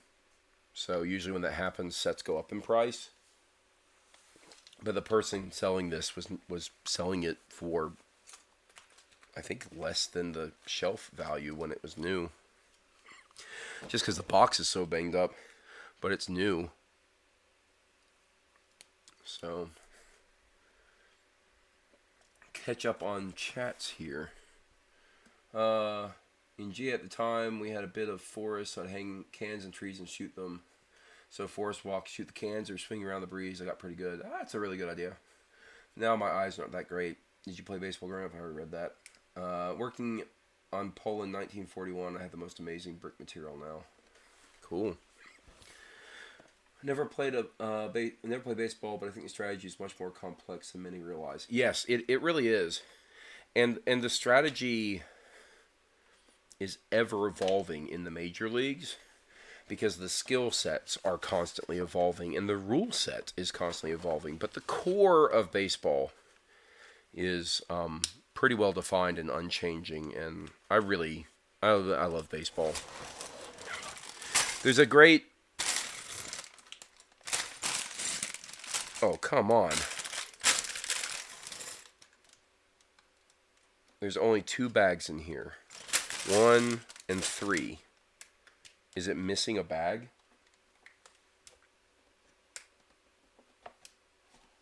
How does that even happen? How am I missing an entire bag? Well, I guess I can't do this one. I'm going to have to contact Lego and let them know I'm actually missing an entire bag. And it is this time legitimately missing a bag from the entire box. And it is a brand new box. It is sealed and everything. So, well, you'd think, but it should be, yeah, bag 2 is missing. Kind of a random bag to be missing, quite honestly. So I'm going to have to contact them. So I guess I'm not doing this tonight. Never mind. Hopefully I didn't get taken for my money, but the good thing is Lego is good at just taking care of that stuff. I have it. I have the box. I have the proof that I own it. They should be able to give me the parts I need. I just have to reach out to them. Maybe the person waited and knew it was missing. You know what? Who knows? Who knows? Like I said, it was sealed. I had to cut the seal on it. So, having done that, and no, it's not in bag 1, because that's not how these work. There's definitely an entire missing bag. I've never seen that before. Missing pieces, yeah, but... And, I don't know, and I've never known anyone to weigh a Lego box. Alright, well... Huh. Well, that stinks. All right. Well, let's find a plan B here. Besides reaching out to Lego and getting them to do a replacement. I guess the good news is I actually have it on stream, me opening it and not having bags. I can just point to it and be like, I was live streaming this thing. Maybe they wanted something in bag 2 and resealed. I guess, but I mean, let's see what was in bag 2. Maybe the Joker minifigure. But yeah, no, you're not going to get away with that in the marketplace. You know, like you just ask for a refund. Yeah, I mean the Joker's in there, so I guess it's always possible. But it looks sealed, so I don't really know how to answer that. You do run a risk when you buy things used, but yeah, I don't know.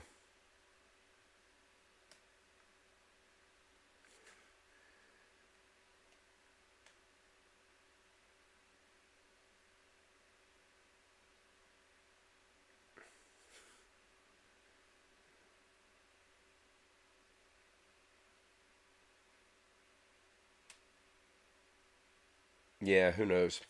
All right. Well,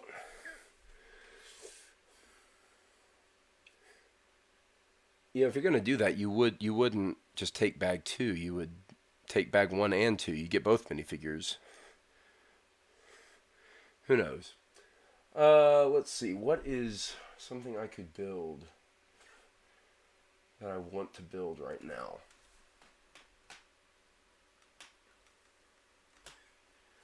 I guess the other thing I could do is I could build out a Mills plate.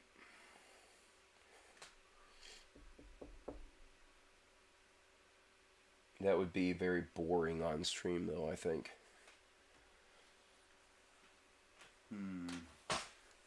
Just trying to see what's in arm's reach of me right now.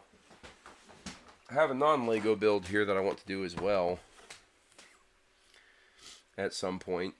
The only Pokemon I like, and its various evolutions, but it's a Mega Bloks brand. And I don't really feel like doing that right now either.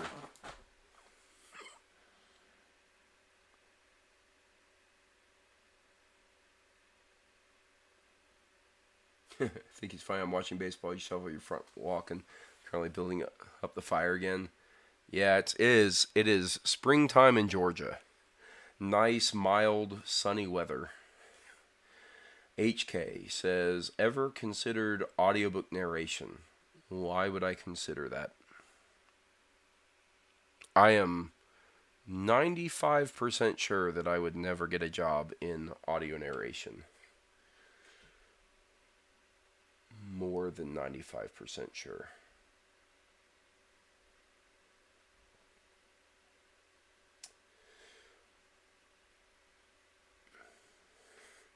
Am I part of the Squirtle Squad? I don't know I'd ever use that term, but yes, Squirtle was my Pokemon of choice. The one time I played Pokemon on Game Boy, it was with Pokemon Blue, and Squirtle was my character, and it became a Blastoise over time through evolution. But yes, he was my choice, my Pokemon of choice.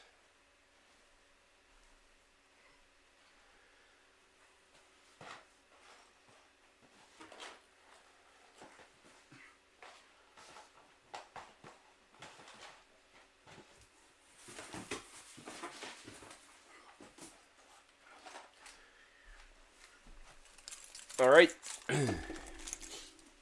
I have the next option up.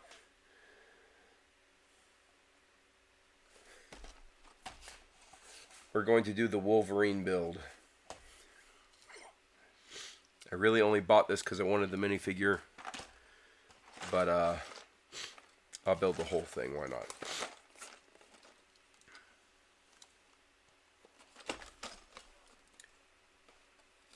These boxes are quite annoying.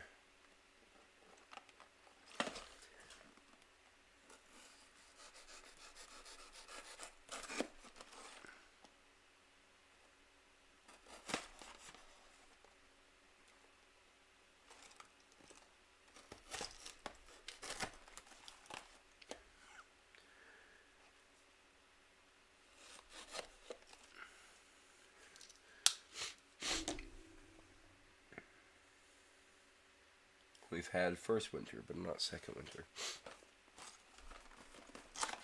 We've had one winter, yes, but not second winter. It's like the Midwest version of Merry and Pippin, right? 76202.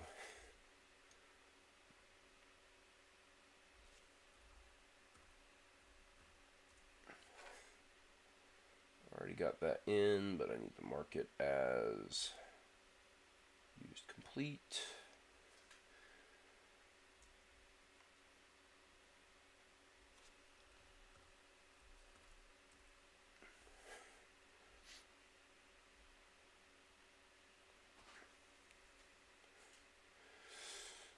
All right. Wait, it's not the one I wanted. How did I manage that? 76202. They don't have this one online?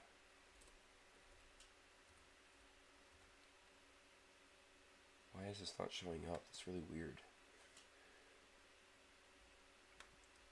There we go. 18th time's a charm. I'll tell you, that would be a great job, though, to, like, be a book narrator, to have that kind of voice that people would want to listen to on an audiobook. That'd be great. Reading books for a living, man.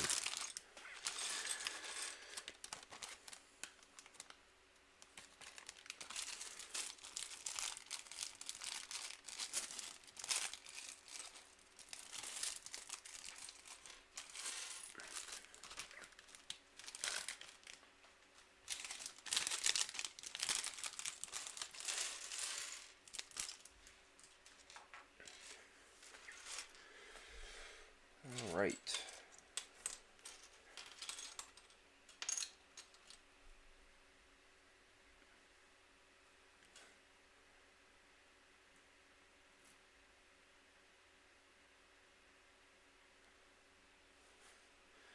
Wyoming is the only state to record snow in every county in every month of the year. Wow. To record snow. No, but wait. Now, how does that work with mountain ranges? Does that even count? Wyoming has mountains, right? I totally know my geography of the Midwest.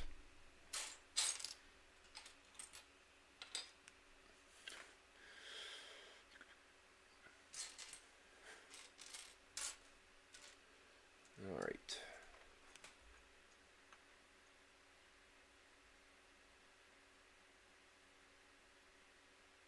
Yeah, haven't played Pokemon in a long time, but do revisit Zelda games. Yeah, I like pre-Breath of the Wild Zelda games. I like my curated dungeons, not my physics puzzles, personally.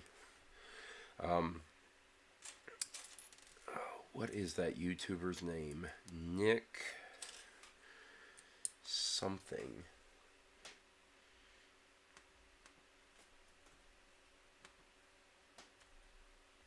Come on. Nick Robinson, I believe. Yeah, Nick Robinson just recently did a really interesting video on recovering a person's lost, corrupted Blastoise from his original Pokemon game. And he makes fun, you like Nintendo type things, he makes great videos. I see your cat in the mirror. What is its name? That is the evil ginger cat. His name is Warwick. We call him Wick.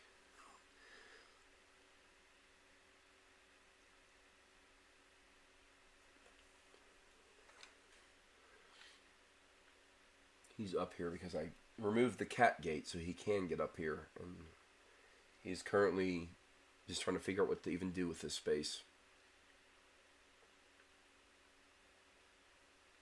Wow, you have 1,900 acres. That's awesome. Ocarina of Time and Wind Waker are my favorites. Yeah, Ocarina of Time is probably my all-time favorite because I have really solid memories of it. Um, my second favorite is actually the Game Boy one, the original Game Boy one, Link's Awakening. That is my favorite, or my second favorite.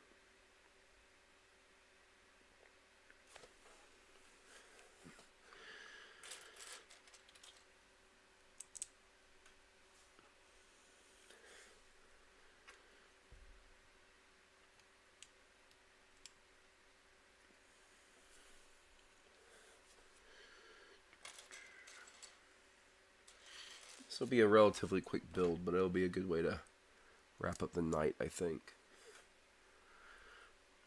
Be a nice last one to go together pretty easily.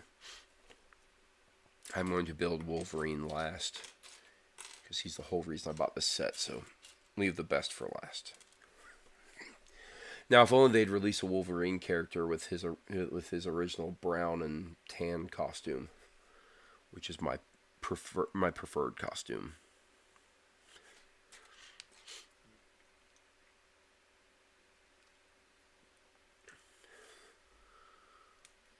All right.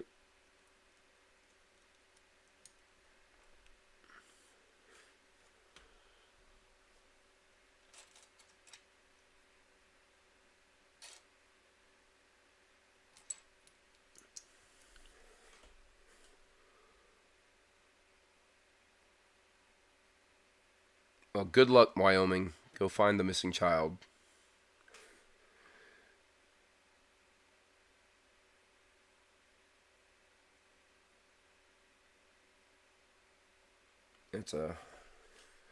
That's a parent's worst nightmare right there.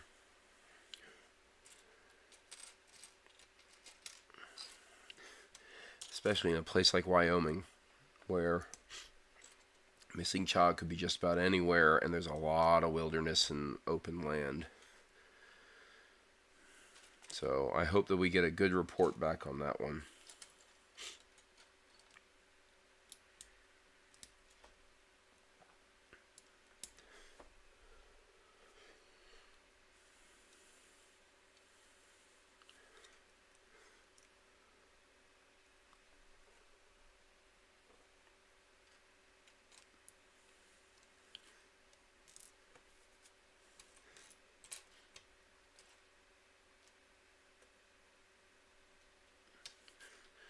You know, actually, where I live, there was a missing child event years ago, decades ago now. They made a movie of it, actually, starring none other than Dean Cain, of all people.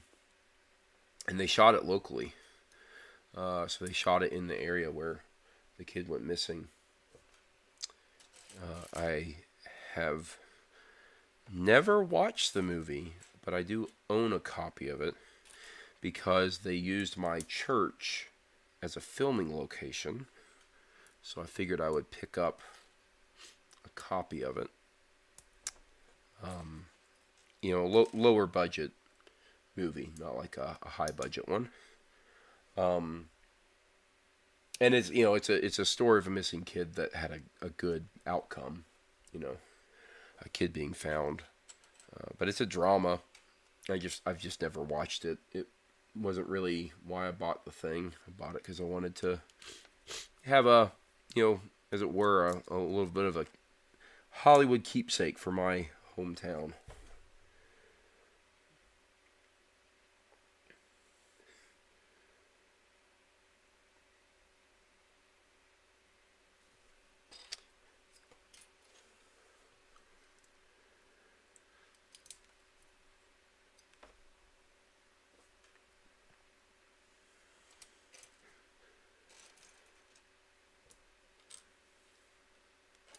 Well,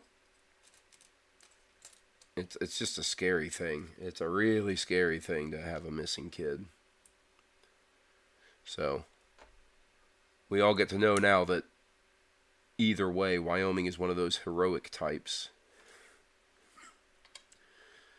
So good on him.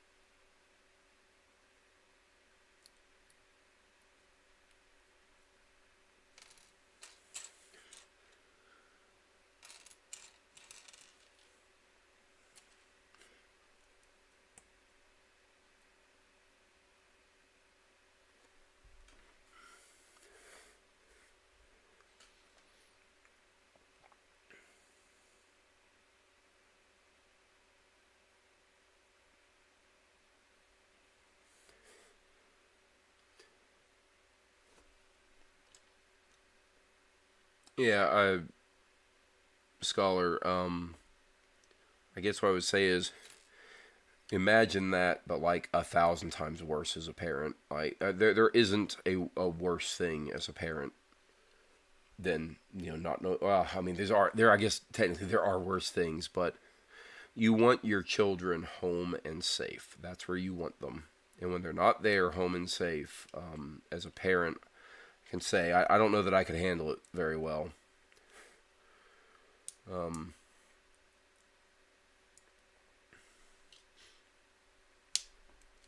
Something about having your own kids. It's brings a whole new level to your life of panic and things you never knew you could have. Is Wolverine my favorite X-Men? No. Oddly, it's really random I'm doing this and that you asked that. I literally had this conversation with my wife last night, who my favorite X-Men was. And I think as soon as I started talking about it, she being someone who loves comic book movies and all the rest of it, even she might have been getting a little bit of a glazed over look listening to me wax poetic about my favorite X-Men characters. I like uh I like Wolverine okay. He is not my favorite. Not by a long shot. Colossus is my favorite of the male X-Men, and Psylocke is my favorite of the female. Um, I actually think uh, I actually think Psylocke is probably one of the more interesting and compelling of the X-Men characters ever to be made, and I think it's been proved out over time because she has consistently been, with maybe the exception of Jean Grey, the one that has gotten a lot of sub stories and has interesting backstories and all the rest of it. Um, but I like her as a character because she's actually talented outside of being a mutant. She has skill sets outside of just that. And if she lost her mutant powers, she'd still be an expert combat fighter, ninja, assassin. Um, Opinions on X-Men Evolution. Never seen it, paid attention to it. I'm actually not the biggest X-Men fan in general. Like I found the comics and the plot lines and all the rest of it be way too convoluted and complex and requiring you to follow way too many comic series to keep up. So it kind of became one of the things that I just didn't follow nearly as much was the X-Men stuff. But I did really like the 90s cartoons, and I did follow generically the plots that were in the comics, even though I didn't really read the comics.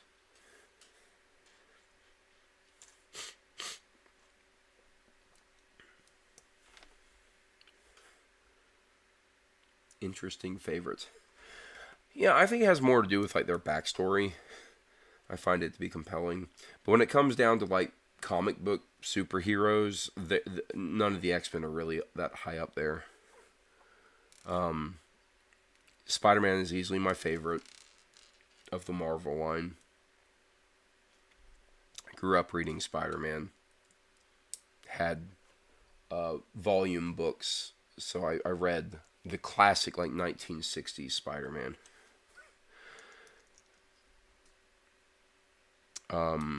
So I really like Spider-Man. Um,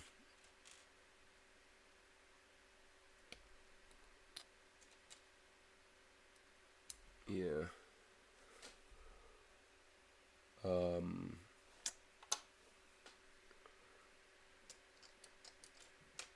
yeah, I don't know. I like comic books and superheroes in general, and I think all of them have their moments and have things that are fun and interesting.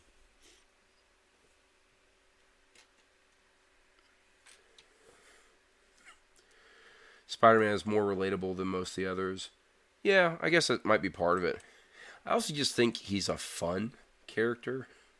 Um, Just something about the quips, and he's enjoyable. He's got the benefit of actually having some pretty interesting villains as well. Um, and not all the Marvel comics, and even Spider-Man doesn't always have the most interesting villains, but he at least has some. So.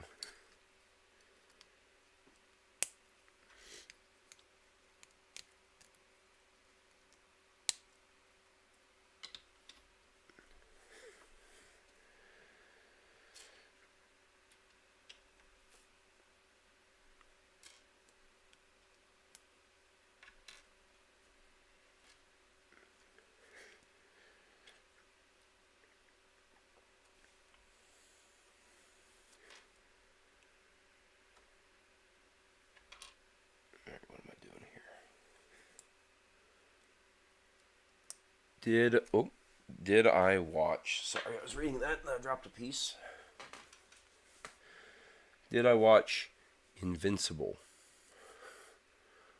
No. What is Invincible?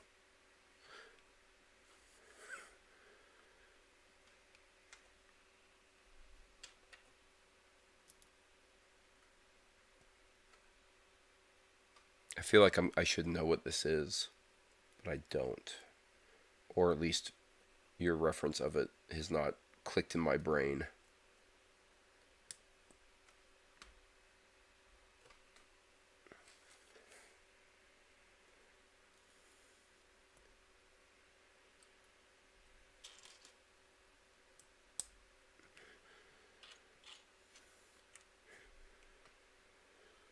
Let's see here.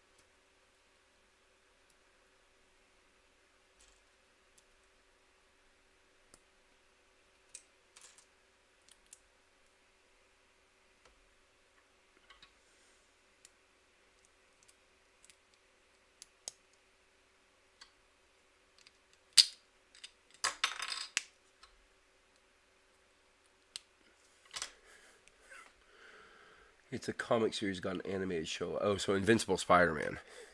No, I've not watched it.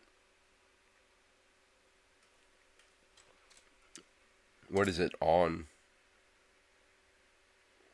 Is it on like Disney Plus? It's gonna be my assumption if it's a Spider-Man thing. The show is pretty good. All right, might have to check it out.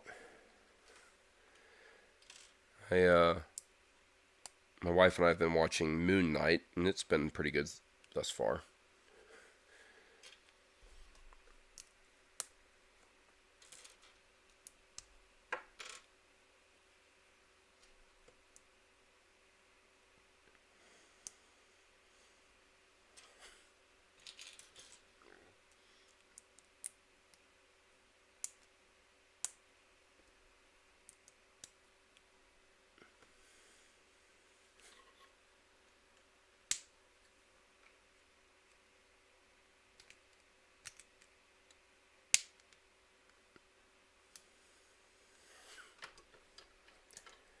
All right. Already getting close to the end of this build. Not much more to go.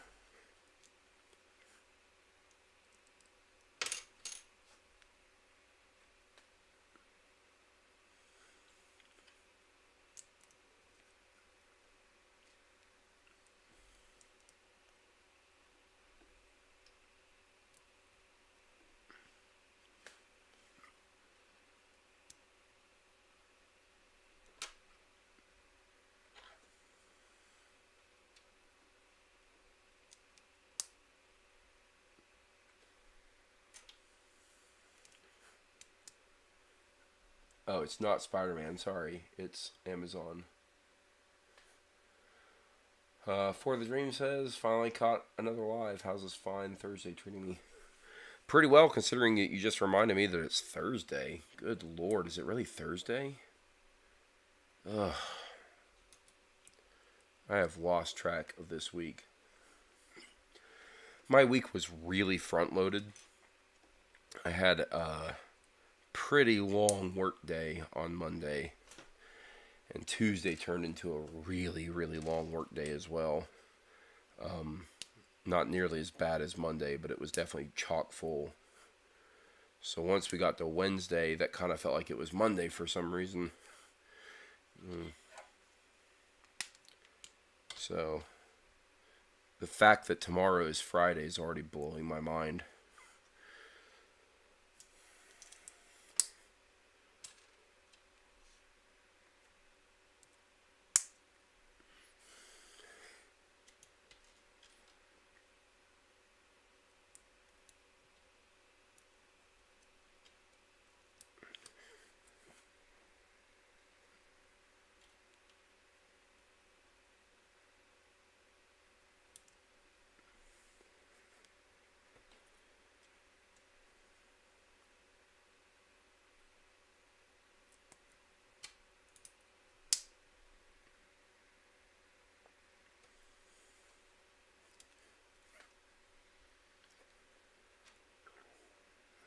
All right.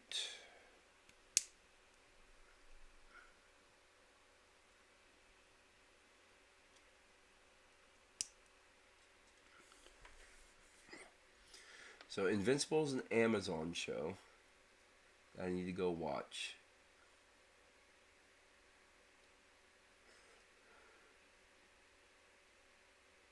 I'm just pushing for the end of school year at this point, yeah. Scholar, what do you teach? History? I'm going to hazard a guess, but I'm curious.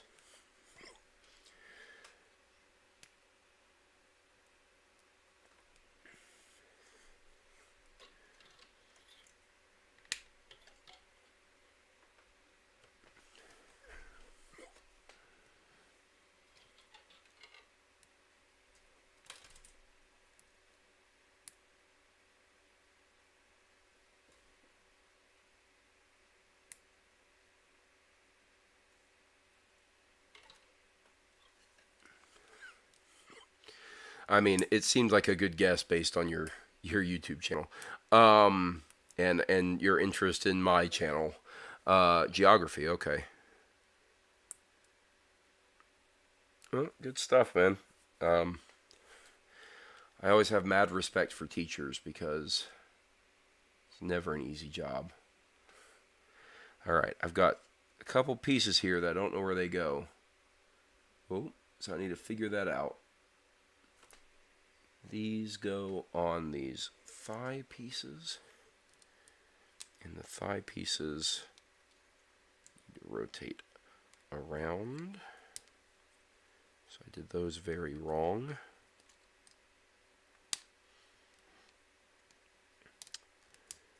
Well, my favorite teachers in high school were history teachers, so I'm going to be biased there, I'm sure. But it's awesome. My brother taught for a while. I have a good friend who was a teacher. Neither of them are teaching anymore. They're doing other things now. But yeah, it's I know through them just how challenging it is, and yeah, it's definitely an underappreciated job, and probably will always be an underappreciated job. But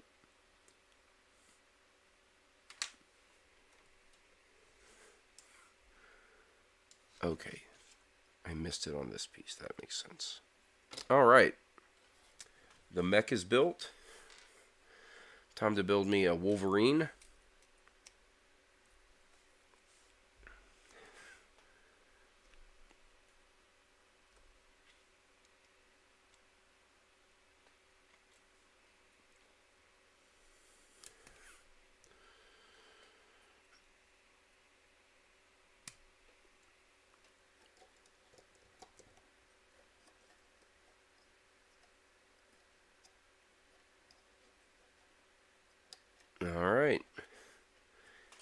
Here is my mech.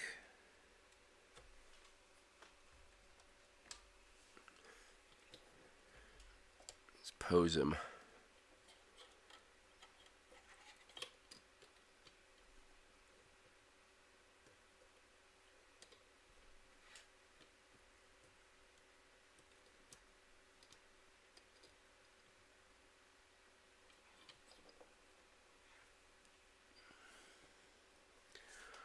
Here we go. Quick and easy build. Many of your students found you by stalking your Facebook. There you go. I have a master's degree in Chinese and Mongol history. That's cool. Yeah, in the age of social media, the only way for your students not to know what you're doing is for you to not have social media. If you have any online presence at all, I'm sure those kids are going to find it. That's how that will work. Almost guaranteed. Sadly, many teach history in a mechanical way than a comprehensive way. Yeah. Well, I had two really good history teachers in high school, both very memorable and doing very good jobs teaching. So,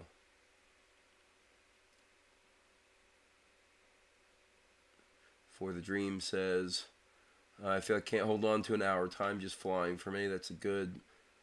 For me, being a general contractor building new homes in Greenville, South Carolina, with rain these last 2 weeks, I need the hours. All right. Greenville, you're not that far away.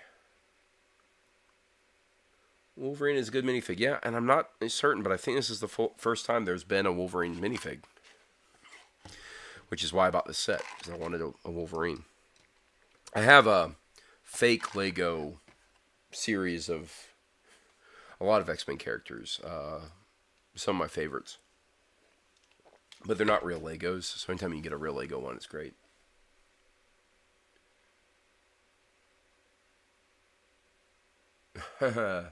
Adult videos. Oh, that's not what the teacher needs to be finding out.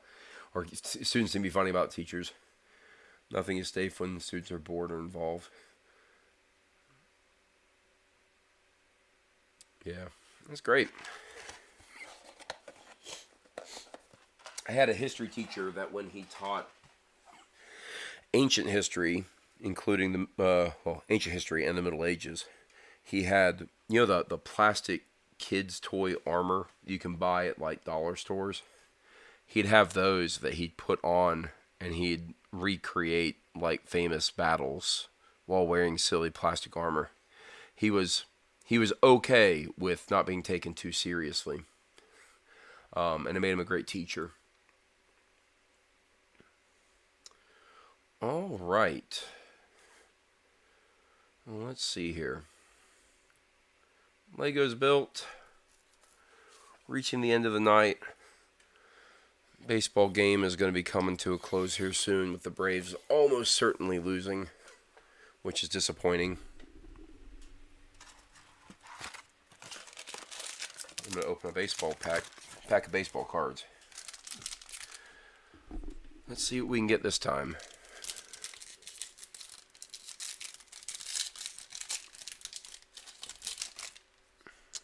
Look, I got Jose Ramirez.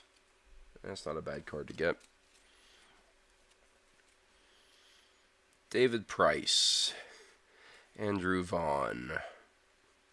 Julio Urias. Jose Abreu. Kyle Hendricks. Boy, why am I getting a lot of... Jose Berrios. Luke Williams.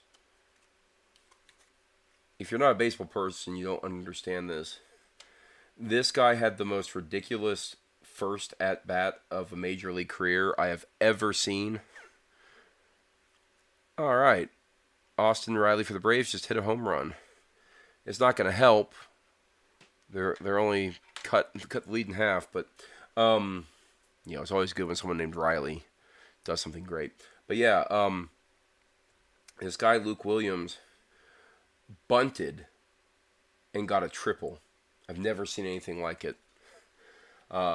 Instantly made me a fan of his, and he was Philadelphia, and Braves and Phillies were kind of neck and neck at the time, but you have to give mad props to someone who their first at bat in the major leagues bunts and gets a triple. It was a ridiculous thing. All right. Oh yeah. See, this is what you want to get right here. Atlanta Braves Freddie Freeman card after a World Series win. Now, if only it was signed. That's going to go in the collection. And we don't have Freddie Freeman anymore. He is now with Los Angeles. But still mad respect for him as a baseball player. I got 2 really good cards in that. And I got Jose Ramirez, too. So that's good.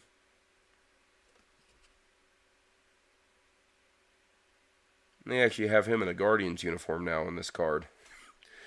So that's the Guardians are the new name for the Cleveland Indians. So Cleveland Indians are no more. They got canceled. So we don't get to appreciate the movie Major League anymore.